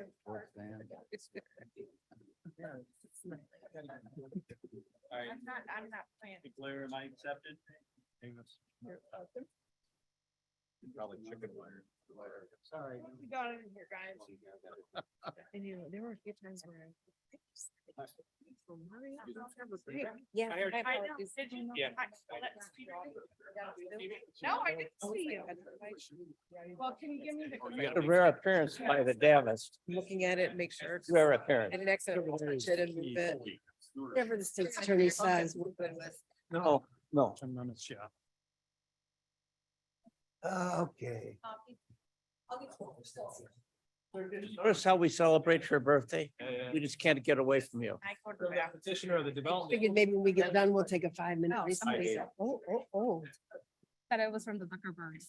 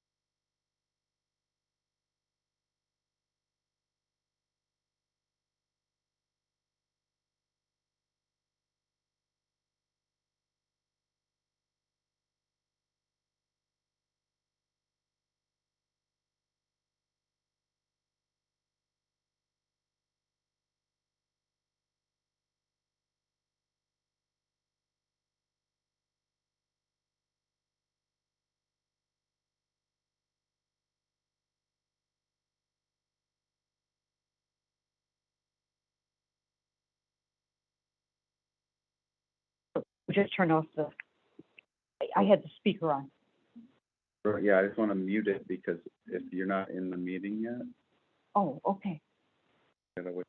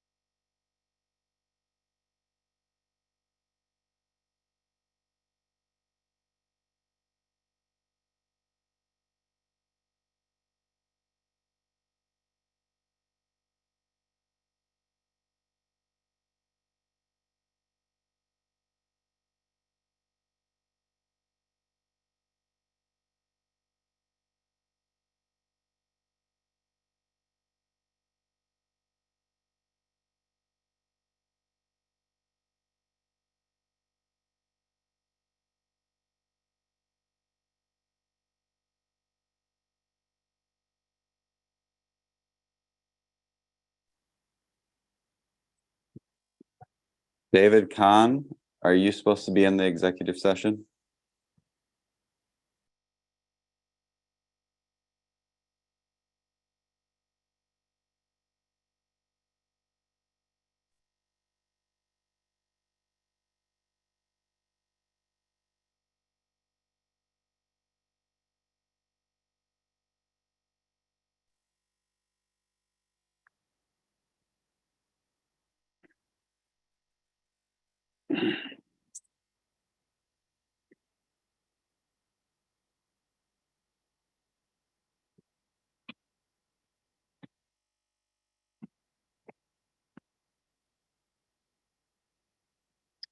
I'm going to lunch. Once again, they're not yet to the consent agenda. I don't think they understand the concept.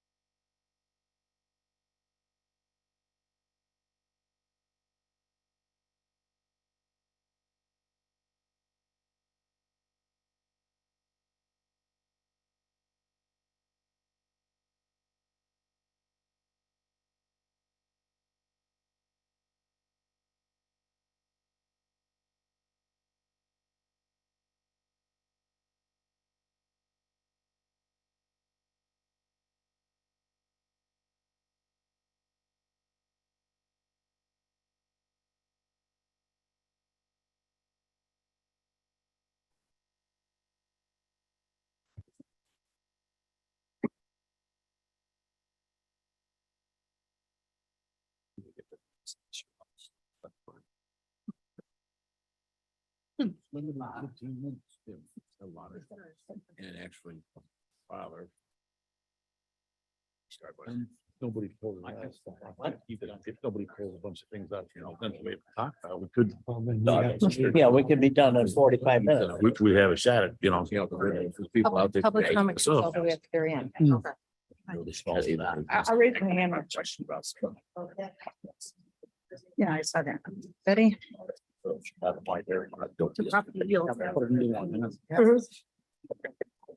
This is just, yeah, this is just that little, do-over thing from before. Nobody ever cares about those two. But that friend, I've been. If nobody pulls anything up by Saturday, she's a big chunk of sure. I talked to her. Yes. And this, so the only things that are offered, this is a little carryover from last time, because they wanted to add that 26,000. Okay, whenever you're ready. None of these folks ever care about the. Nope, somebody.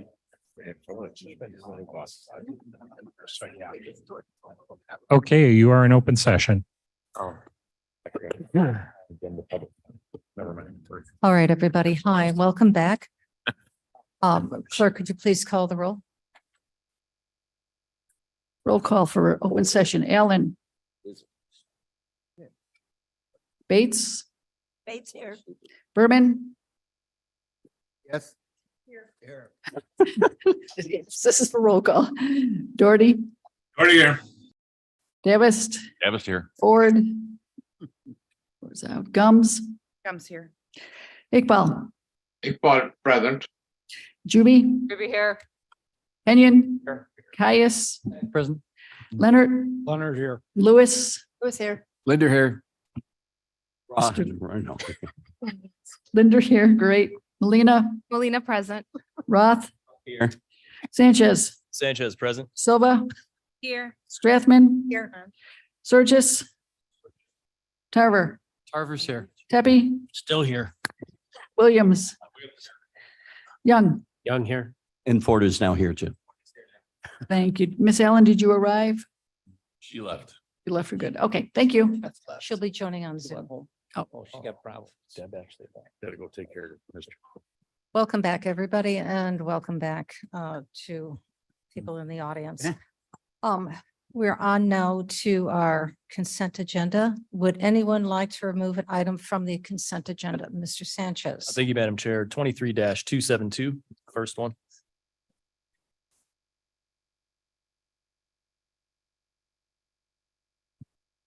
Anybody else?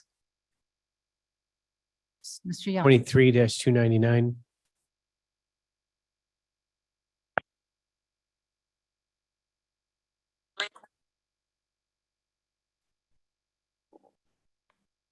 Yes, Ms. Bates. 23-280.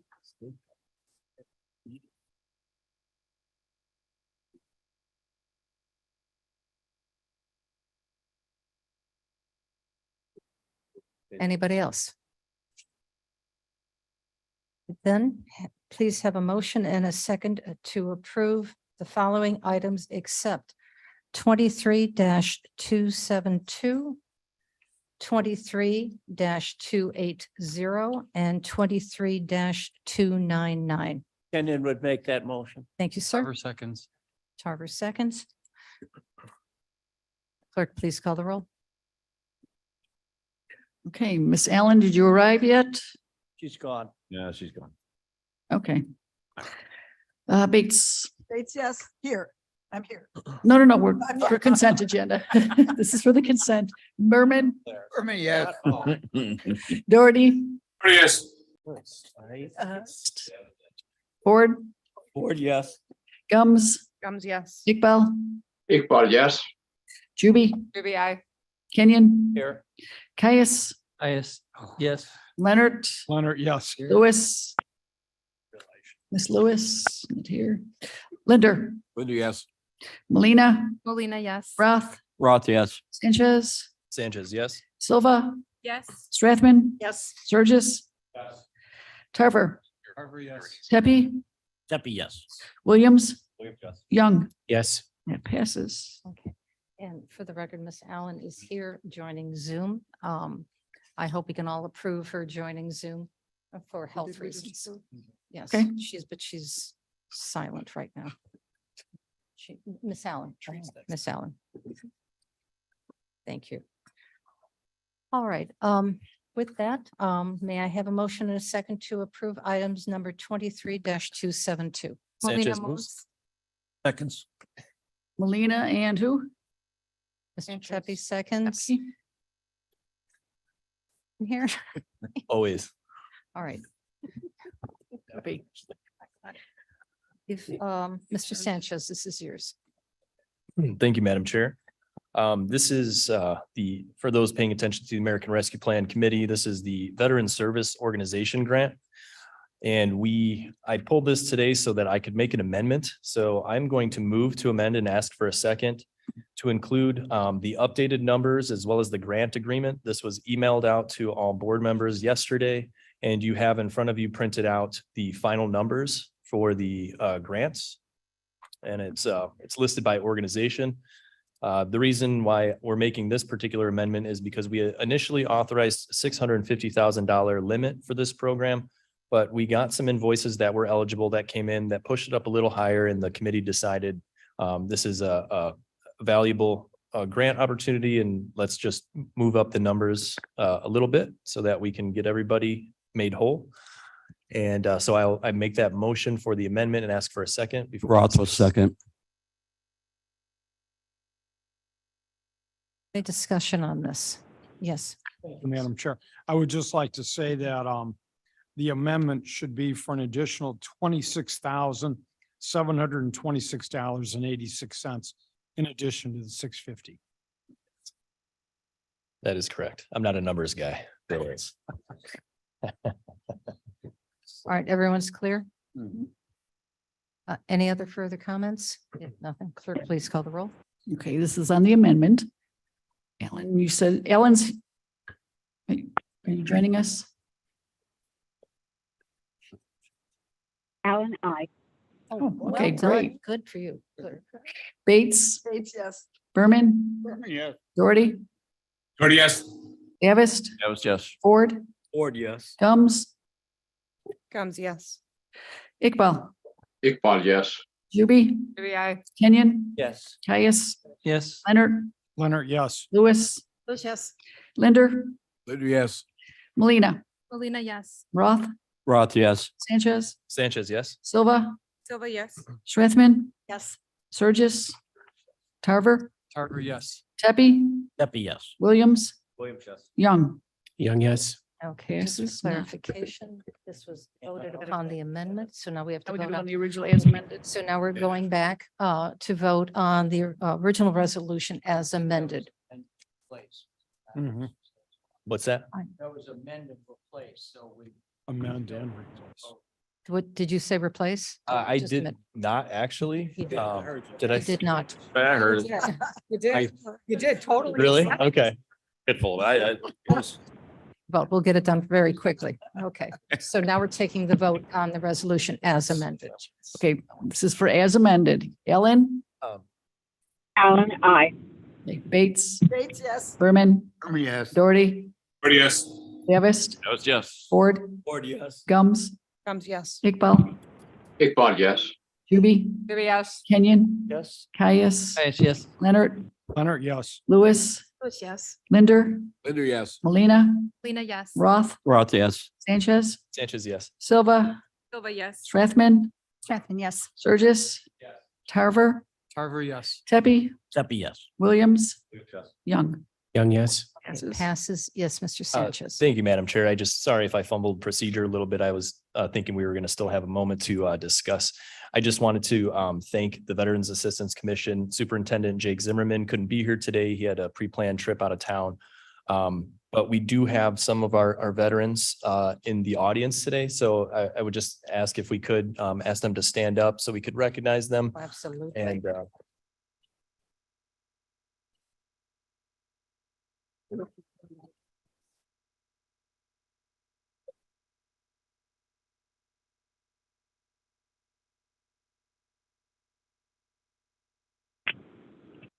We do have a couple of veterans on the board. Oh, well, then, yes. Thank you all for your service and for sticking around and spend the money well and wisely, which I know you will. And Mr. Zimmerman informs me that this could potentially be one of the first usages of ARPA dollars for this kind of grant. So we may be leading the way for the veterans community with this grant. Oh, that's fantastic. Very good. And I would, Mr. Sanchez, as they go through the reporting, I would love to be able to invite them back so that we can hear about the good work that has been done. Absolutely. Wonderful. That would be very much appreciated. Thank you, gentlemen.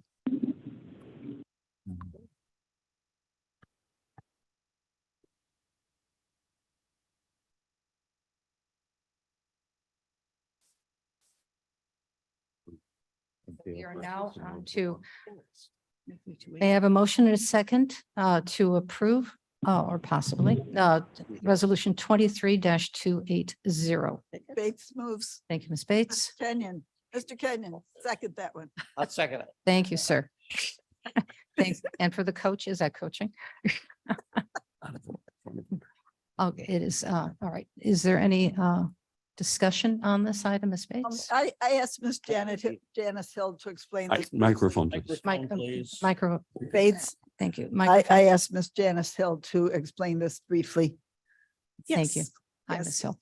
Okay, so this resolution was recommended by staff and unanimously recommended by Ag Committee. But when we talk about farmland protection, it's a wonderful program that everyone loves, but the transaction is often complicated. So Mavis asked me to explain a little bit. Blair has a couple slides. Basically, when we talk about the minimum value per acre, that's for the agriculture conservation easement, which is a permanent easement placed on the land. And what is happening is, oh, that's great that we have so I have a graphic and that'll help us even more. I think if we just move forward. Oops. Here we go. It's a little bar chart there that shows you, for example, how land is valued per acre in this transaction. You have your agriculture value, which we know continues to increase. We're trying to save as much ag land as we can. That portion above and beyond that is the development right. And this is a voluntary program, and landowners come to us and say they'd like to sell the county that development right per acre. And then we extinguish it. Doesn't go anywhere. It's completely extinguished in that easement. And what's left is the agriculture value land on the property, which the private owner continues to own, has all the rights and responsibility, including taxes for that ag value. Can be sold, and it has been sold over the years. So some families keep the land, some go ahead and decide to sell it to another farmer. And so what we're doing here is that portion that's the development right, we are establishing a minimum value of $5,000 per acre for that minimum value. The program has been around since 2001, approved by board in ordinance number 0167. And at that time, the board's decision was to go with the $5,000 minimum per acre at that time. And then that went on for quite some time. And then around the time of the mortgage/housing crisis, there was a change in policy and it went back to just whatever the appraised value is, which really ranges throughout the county. You know, the lower western townships can be different than the northern end. So going back now to a minimum of 5,000 does a few things for us. It kind of provides a level of equity between the western townships so that we know at a minimum all the farmers are getting that value if they decide to participate. And then and also kind of encourages participation, because with the lower values, I can show you one more slide just to give you an idea. There's our map there showing all of the easements in the brown that have been approved. And we've got about 1,000 acres going through now. This is against all of the different programs and things. The other thing I will say is this resolution only takes us through this farm bill in terms of policy. The farm bill is set to end in 2023. We'll see if that happens. Sometimes the federal government takes a little bit longer, but you can see we started the program at 5,000 an acre. We went as high, this is based on market values, almost 9,000 an acre at one point. Right now, the value is very low, below $2,000 an acre roughly. So this will bring us back to that minimum of 5 and be able to offer that program countywide. We do apply for federal reimbursement when possible. I will remind you that will be 50% of the appraised value. So probably around 1,000, 1,500, depending on the property, will be coming back for every 5,000 that we spend. You still get our federal reimbursement when eligible. Thank you. Yes, sir. Berman here. What happens when the owner of the property decides it wants to develop it or is to sell it to a developer? Does he get paid back for that? No, this is a perpetual program, so it's not eligible for development. So they will not be eligible for development at all. Right. It will stay in agriculture use and that's the agreement. Now, it can change the type of farming that it is. Doesn't have to stay in corn or soybeans. It could become vegetables. It could become hay. You know, that's up to the landowner to decide. But it does have to stay in agriculture in perpetuity. Mhm. Yeah. But the private property stays on the tax rolls and continues to be assessed and used as farming. As agriculture. Correct. Mr. Leonard. Thank you, Madam Chair. So I think at our agricultural meeting, I asked a question about the Riverboat grant money. Mr. Leonard, a little closer to the mic, please. Where we had a dollar per dollar matching. And because of the reduction in the value, we won't be able to get a dollar to dollar matching, but you will still be the only grant applicant who gets matching dollars of some percentage, which what did you think it would be? Maybe 40 or 60%? It really will depend on the appraisal, right? Huh? So it can vary, but right now I think it could be around 1,000 to 1,500 because the values are so low, especially the further you are toward the western townships. And because, you know, the demand for, or let's put it this way, the speculation and increasing value of farmland for subdivisions is not what it was prior to 2008. That's just where we are today though, right? Thank you. So, mhm. Yes, sir. Mr. Roth. Ms. Hill, you had said it stays on the tax roll. Is it appraised then only at agriculture? That's correct. All right. Yeah. Thank you. Mhm. Any other questions? Hearing none, clerk, please call the roll. Allen, Allen, aye. Bates, States, yes, thank Bur- you. Berman, Berman, yes. Doherty, Or yes. Gevist, Yes. Ford, Ford, yes. Gums, Comes, yes. Iqbal, Iqbal, yes. Zuby, Kenyon, Yes. Caius, Yes. Leonard, Leonard, yes. Lewis, Lewis, yes. Linder, Yes. Molina, Molina, yes. Roth, Roth, yes. Sanchez, Sanchez, yes. Silva, Silva, yes. Strathman, Strathman, yes. Surges, Tarver, Carver, yes. Tepe, Tepe, yes. Williams, Young. Young, yes. Passes. Yeah, one more. We're gonna. Madam Chairman, this is Alan. Yes, Miss Allen.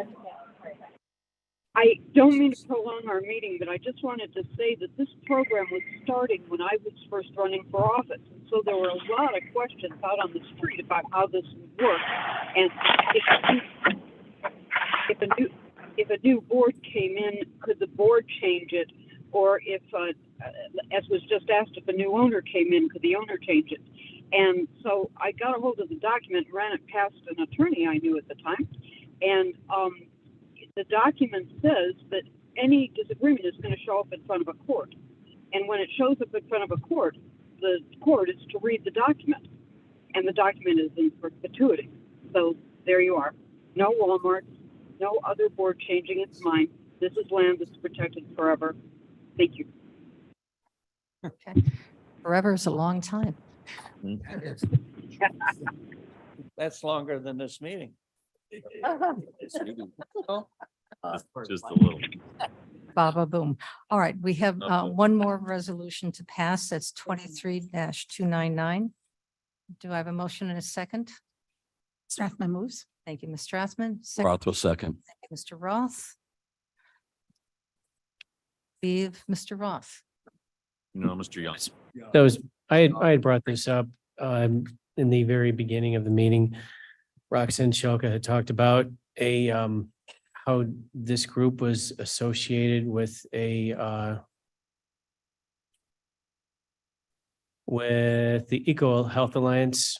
And I just wanted to bring that to everyone's attention. I need to look at that. If that is part of of that group, I think that money is suspect. the other big reason to oppose this is that the $350,000, which said could be used for hiring, let's say it is used for hiring, then that means that there's more people hired and now you have a larger budget that is grown in the at the public health. So that's why I wanted to bring this up to everybody and have a discussion. But that was all I had. Okay, thank you. Is there any other discussion on this item?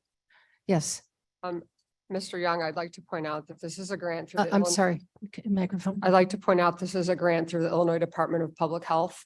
So we have no way to track where the money came from. It could have come out of anything. So I object to the implication this is coming from private money.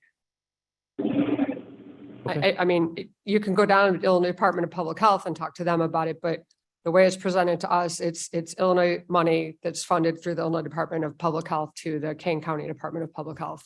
I agree. When I read this last night, I agree. And then but when I heard Roxanne's comments today, I had to. Roxanne's comments are not germane to what the information we were provided for by the Kane County Health Department. So Well, whether well, she had it's new comments about information. that or not, it doesn't mean that it was accurate. No, I'm sorry. comments. Sit down. Okay. Point of order. Excuse me, ma'am. Thank you. You know, Well, new information but that's one part of the component why I oppose it. The other part is that now you have another $350,000 is going to be added to his budget. And so it gets used up and then it's going to be added on to 2024's budget. That's legit and I'm okay with that. I just don't like when it's a non-factual comment that's brought up. I felt I needed to correct that. No problem. Okay, thank you very much. If Mr. Ice has his hand I was raised. going to say, thank you, Okay, that's Mr. all. Roth. Mr. Isaacson has his hand up. Mr. Isaacson? Hi, good morning, everyone. Michael Isaacson, Executive Director for the Kane County Health Department. This grant is actually funding from the U.S. Centers for Disease Control. This is a national effort to shore up the public health infrastructure across the country. So they made this grant available to all 50 states, and the Illinois Department of Public Health is our grantee here. So they are then taking this money and passing it on to all certified health departments within the state of Illinois. We're all getting $350,000. It is spread over a 5-year time period. Some of the statistics that they referenced with this funding are looking at almost 50% of the U.S. public health workforce left employment between 2017 and 2021. Pay being one of the large reasons, as well as just burnout, dealing with the pandemic. So this funding is intended to be used for retention bonuses, staff training, et cetera. But again, the source of this funding is the Centers for Disease Control. This is tax revenue. This is not private money. So it's being passed down from the Centers for Disease Control through the Illinois Department of Public Health, then to us as the final grantee.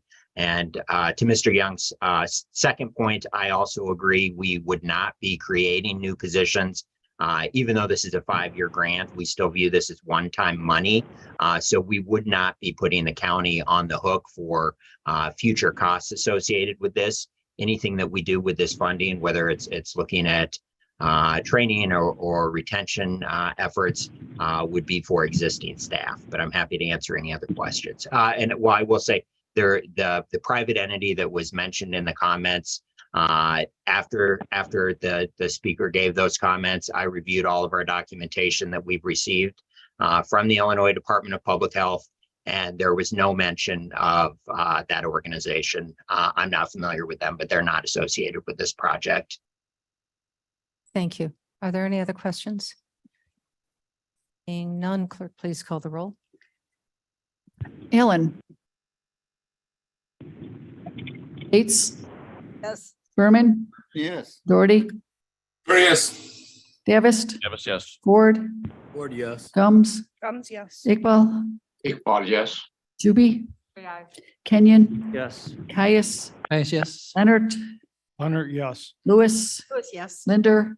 Linder, yes. Molina. Molina, yes. Roth. Roth, yes. Sanchez. Sanchez, yes. Silva. Silva, yes. Strathman, Strathman, yes.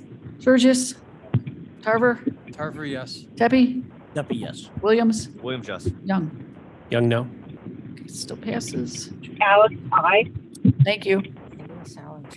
Thank you.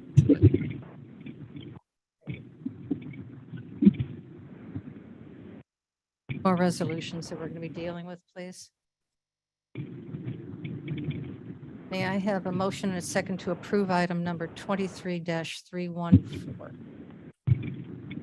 Moves. Have a second.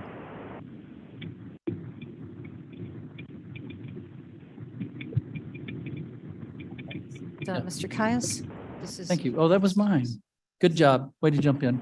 That's how helpful the subcommittee has been. And I'd like to thank, this is the Grand Victoria Riverboat Grant money that we had a increase in this year. I'd like to thank the committee for their deliberation and staff for doing a very complete job of preparing us to make decisions. On page 861 of your agenda today is the list of recipients for the Grand Victoria this year, external grants. And I think you'll agree that they're all very deserving. And we did our best to give them as much money as possible to make their grants possible to succeed. So, and I think that it's well worth the effort there. Thank you. Absolutely. Are there any other questions on this, comments? None? Clerk, please call the roll. There's a question over here. Thank you. In our executive board, we discussed adding the tier 2. Is that something that we should discuss here? Not in this format. Thank you. We'll address that when we have our internal. Thank you. I'm sorry, I didn't get back to you on that. No, that's okay. Anybody else? No? Clerk, please call the roll. Allen, Allen, aye. thank you. Bates, Bates, yes. Berman, Berman, yes. Doherty, Yes. Gavest, Yes. Ford, Board, yes. Gums, Gums, yes. Iqbal, Fine, yes. Juby, Kenyon, Yes. Caius, Yes. Leonard, Yes. Lewis, Lewis, yes. Linder, Linder, yes. Lena, Molina, yes. Roth, Roth, yes. Sanchez, Sanchez, yes. Silva, Silva, yes. Strathman, Strathman, yes. Sturgis, Tarver, Tepe, Duffy, yes. Williams, Williams, yes. Young. Young, yes. Passes. Good. Okay, thank you. May I have a motion and a second to approve item number 23-315? Kenyon will move. Thank you, sir. Second, please. Berman, Thank you, Mr. Berman. Mr. Armstrong, do you want to make a comment on this, please? Is he here? It's the treasurer. He's online. He is online. All right.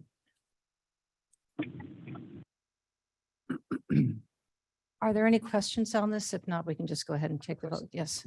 I don't know what this is. I don't That's know what I what was deed hoping. of conveyance is.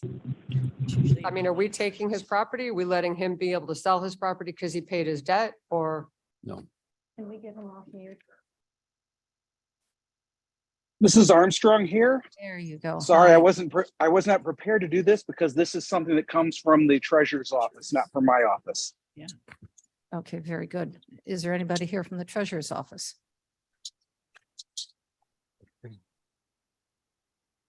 So with that. Madam Chair, Yes. Tepe sir. here. I move that this be tabled until we can have an adequate description of what the matter is. Thank you. So is this a motion to table or to move to another meeting? Table. Table means we're stopping it. Postpone until the next We need meeting. to And postpone. Roth will second that. Would you like to postpone it to public service? I believe that's where this would be discussed.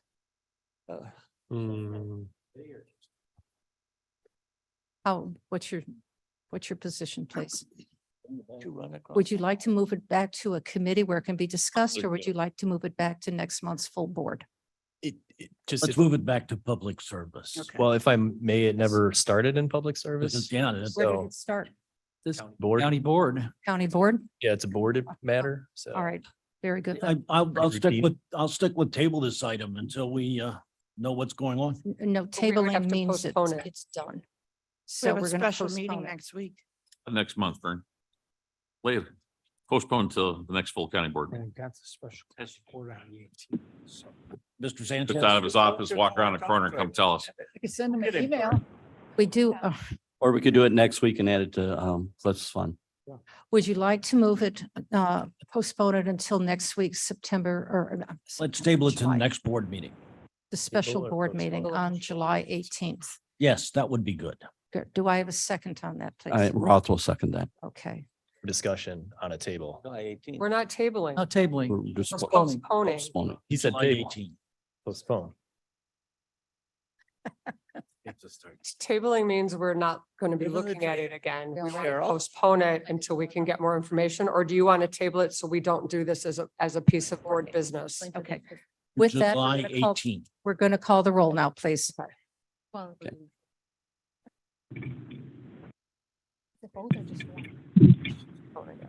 Okay, this is going to be postponed to the July 18th county, special county board meeting. Ellen, Alan, I. Bates, Bates, yes. Berman, Berman, yes. Doherty, Yes. Davist, Yes. Ford, Board, yes. Gums, Comes, yes. Iqbal, Iqbal, yes. Juby, Yes. Kenyon, Yes. Caius, Caius, yes. Leonard, Leonard, yes. Lewis, Linder, Linder, yes. Molina, Molina, yes. Roth, Roth, yes. Sanchez, Sanchez, no. Sanchez, no. Silva, Silva, yes. Strathman, Yes. okay. Surges, Tarver, Carver, yes. Tepe, Epi, yes. Williams, No. Young. Yes. It passes.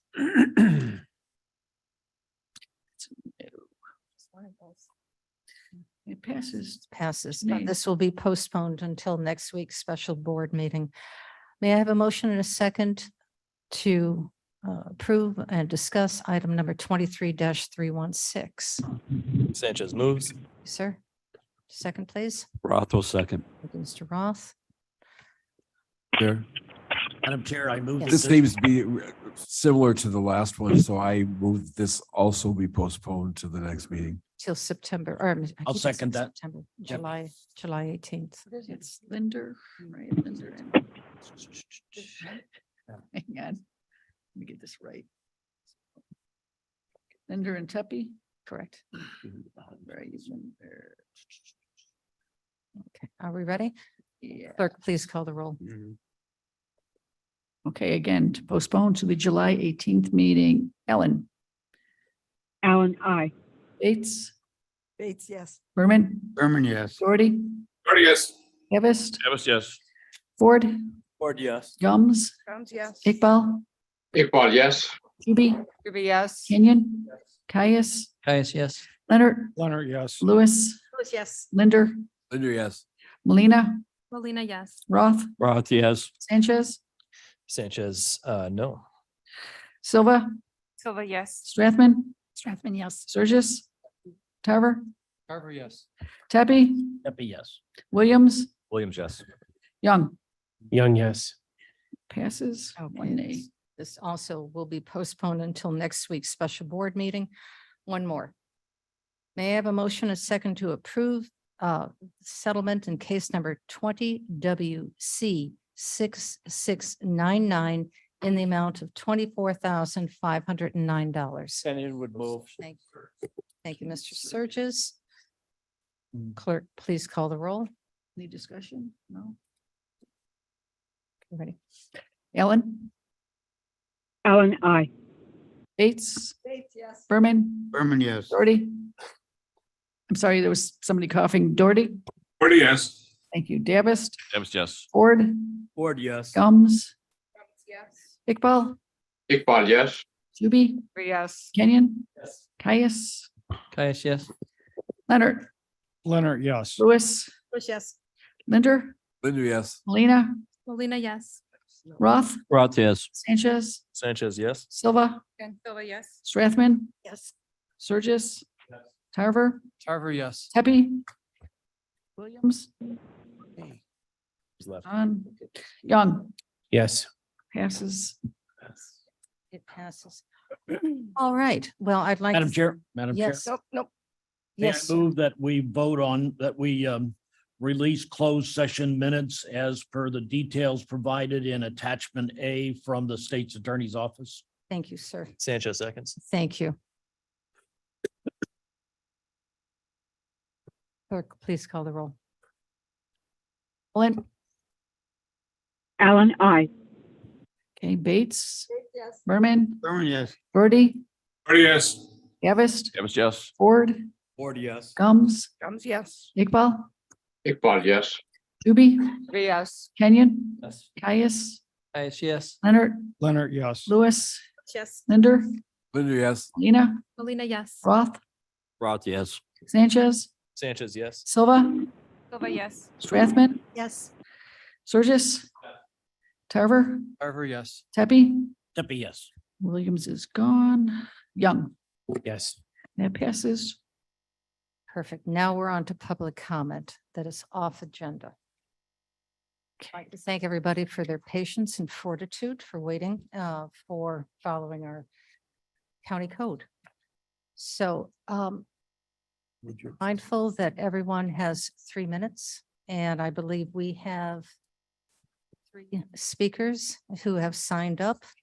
I have not seen anybody else who signed up at the podium. Is that correct? I have names. I have 3 names that have signed up online, ma'am.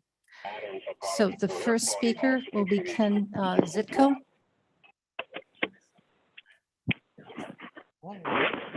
Oh, is it still there? If somebody Go could. make Jody sure- and I Michelle. just have the agenda item sign up sheet. We're all good. Thank you.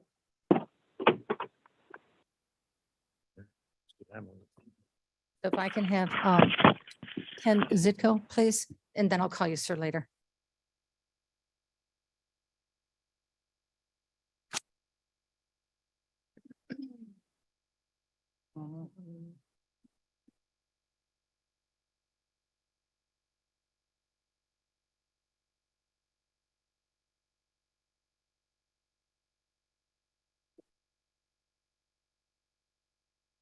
Hello. Ken Zitko, resident of Kane County for 32 years.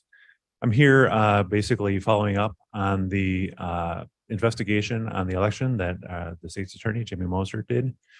So I've written a letter to her and I just came to read it into the public record, and I'll be sending it after the meeting, and I'll copy the board on the letter as well.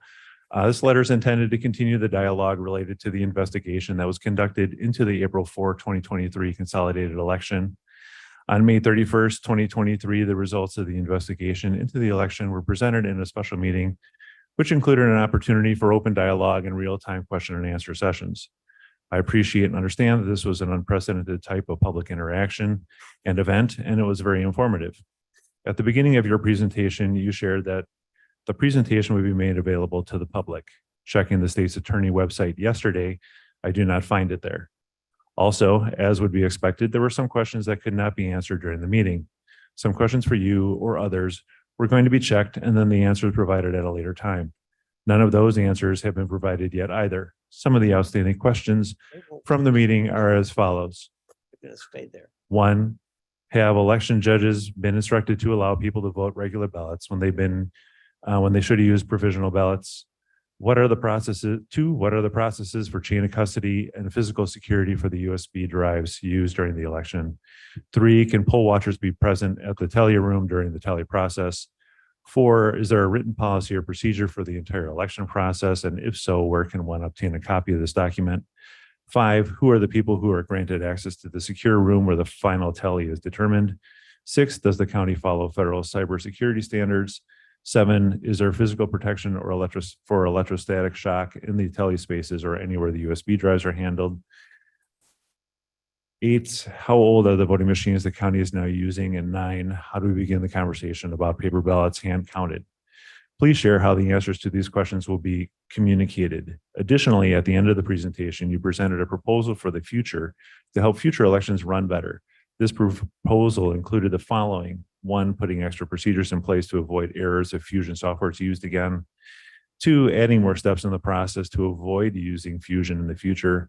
3, the state's attorney office will engage with the Board of Elections regarding election judge training and training materials. 4, additionally, they will work on standards for each election site to resolve many recurring election code issues. And 5, steps will be taken to protect the rights of poll watchers in the election process. Please share with us how these changes will be executed. These proposed measures are an important outcome of the efforts of the citizens of Kane County and the investigation into this election. We will be following up to make sure they're put in place. Thank you. Thank you. Thank you. Point of order, decorum. Mrs. Zitka?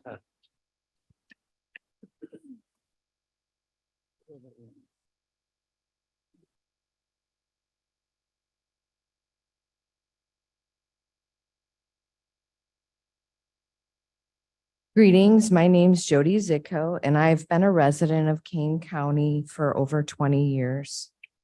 Recently, I read a book called The Doctrine of the Lesser Magistrates. It was written by Matthew Trewhella.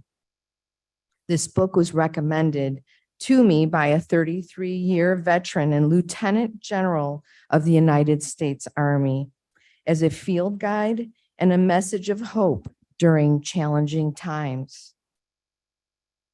I encourage that every board member and elected official in Kane County pick up a copy and read it, as each of you are either a higher or lesser magistrate of we the people. This message applies to you. The lesser magistrate doctrine declares when a higher civil authority has made an unjust or immoral act or decree, the lesser civil authority has both the right and duty to refuse obedience to that higher authority. If necessary, the lesser authority even has the right and obligation to actively resist the higher civil authority. Interposition is that calling of God which causes a person to stand in the gap, willingly placing themselves between the unjust laws and the decrees of the higher authority and the people.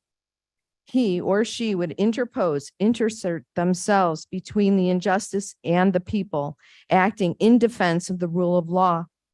A speaker mentioned the investigation to the April 4th election conducted by our state's attorney, Jamie Moser, as well as her findings and her solution responding positively to the rule of law and the restoration of justice.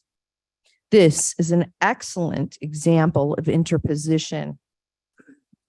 As a lesser magistrate standing in the gap for the people in lawful elections, I do not see Miss Moser here today, but would like to ask her to keep going and see this through. In doing so, we the people will rally behind you and that effort. All authority is delegated to each of us, including civil government, by God. The lesser magistrate doctrine reminds the higher authority that their authority is limited. No one who holds authority in civil government serves with autonomy. Interestingly, this book also defines a tyrant. A tyrant is defined as one who contravenes or violates the order of law by assaulting a person, like calling its constituents psychopathic seniors who watch too much CNN, devalues or defiles property, silences authority of citizens, or violates our Constitution. Lesser magistrates, just like higher magistrates, can act unjustly as well. When they do, it is the duty of the higher magistrate, equal fellow magistrates, or even subordinate magistrates like myself or any other citizen in this community, to the unjust magistrates to interpose and rein in that which is unjust. Ma'am, your time is up. Can I please conclude? It's a positive message at the One end. last sentence, please. All right. I'd just like to say that, let me get to the end. He'd like to give us time for me to finish, if I could. Everybody's fine with that? Fine, please. Yeah. Go ahead. Sure, I just need to find my place. Equal magistrates or even subordinate magistrates like myself or any other citizen in this community, to the unjust magistrates to interpose and rein in that which is unjust. However, when tyranny presents itself, sadly, this book also tells us almost never do all of the magistrates take a stand. Usually the majority will go along with the tyranny. The last public service meeting, those of us who attended or watched online witnessed Jack Cunningham's response to the dozens of citizen speeches, numerous objections across 7 prior meetings to the unjust acceptance of the U.S. Alliance Award. Those people felt the sting of the reality of watching the majority of this board, those lesser magistrates, ignore the authority of the people and accept a view of the equivalent award of $2 million. The role of the people in applying the lesser magistrate doctrine is to object before the lesser magistrate and rally behind them when he or she decides to take a stand in the gap for truth and for the rule of law. I am confident the citizens of Kane County have been consistently attending these meetings associated with our elections since March 14th, not to be difficult or crazy as we were kindly labeled, but to show support of this board and the Kane County elected officials, our lesser magistrates, to stand in the gap on our behalf, and we will rally behind you when you do the right thing and fulfill your obligation to the rule of law. In doing so, you can be assured to have our complete support. Today, I want to encourage you to be courageous and to thank those board members and county officials who have already taken a stand and interposed on our behalf on the issues we have brought before you. Be assured you will continue to see us present and notice us rally behind you as more of you stand in the gap for we the people. Thank you. Order decorum. Is no applauding, please. Our last speaker today is Michelle Peterson. When I signed up online, this actually does go to. Michelle, When I signed up online, this was an agenda item, but the agenda wasn't posted yet when I signed up. you have 3 minutes. It's not an agenda item. Okay. And I do have some paperwork here for you. So just so that you have some information. So just wanted you to know that I'm here today to speak to the $2 million grant money that Mr. Cunningham authorized independently. At the last board meeting, he said that he was asking for the contract to be rewritten by the U.S. Alliance of Election Excellence. We, the people, asked him to give the money back, not to have the contract rewritten. Whether you want to believe it or not, the money is election interference and blood money. U.S. Alliance for Election Excellence is a creation that was formed out of Chicago-based Center for Technology and Civil Life, otherwise known as CTCL. The co-founders of this company were at an organization called the New Organizing Institute, where they also were funding this institute. CTCL funded the U.S. Alliance for Election Excellence with an $80 million grant money from Audacious Project. The Audacious Project is funded by Zuckerberg money and associated with TED, which is associated with the TED Talks. This money traces back to the Bill and Melinda Gates Foundation, Virgin Unite or Richard Branson, the Valhalla Foundation, created by Scott Cook, and the Skoll Foundation or Jeff Skoll. The NOI was a progressive organization, and the donors included Open Society Foundations. The Open Society Foundations is a grant chaired by George Soros. So doing just this little bit of a deep dive, Bill and Melinda Gates, Richard Branson, Jeff Skoll, the Ford Foundation, George Soros, as well as Mark Zuckerberg, are all part of or associated with or contributed to the World Economic Forum. George Soros is close friends with Klaus Schwab, the founder and CEO of the World Economic Forum, who is pushing for a one world government and a one world economy, which is frightening. This money is going to come with strings attached. According to the WEF, individual liberty and private property to disappear from this planet by the year 2030. Schwab and his cronies are actually pushing for the naturalization of sex with children, defined as, quote, age gap love. This refers to children as underage people. The WEF also states that the growing pedophilia epidemic is nature's gift to mankind for a number of reasons. One of those reasons is that molested children become so damaged that they are very unlikely to have families themselves.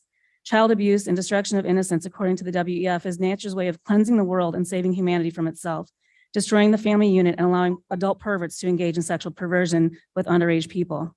I have to ask you as a board, are you wanting to align yourself with a one world government and one world order?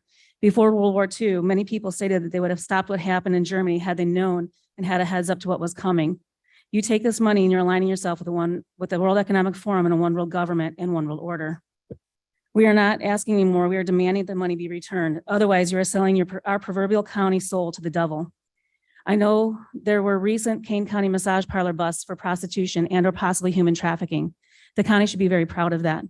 Now, why would you want to align yourself with money that comes from a foundation of oligarchs who want to normalize pedophilia when we know that most of the people who are being trafficked are underage people, children? We the people are using our constitutional rights to push back on the government that we supposedly elected. The way that our constitutional republic works is that you work for us. That being said, with the fact that Mr. Cunningham has taken this money without approval of the board, referred to his constituents as senior citizens and psychopaths, Your time is up. I am ma'am. asking for his resignation. One more sentence. One The more people sentence. of these United States are the rightful masters of both Congress and courts, not to overthrow the Constitution, but to overthrow the men who pervert that Constitution, Abraham Lincoln. Thank you.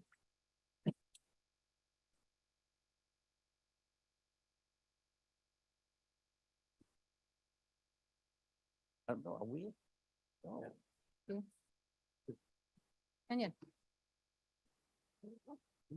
I second.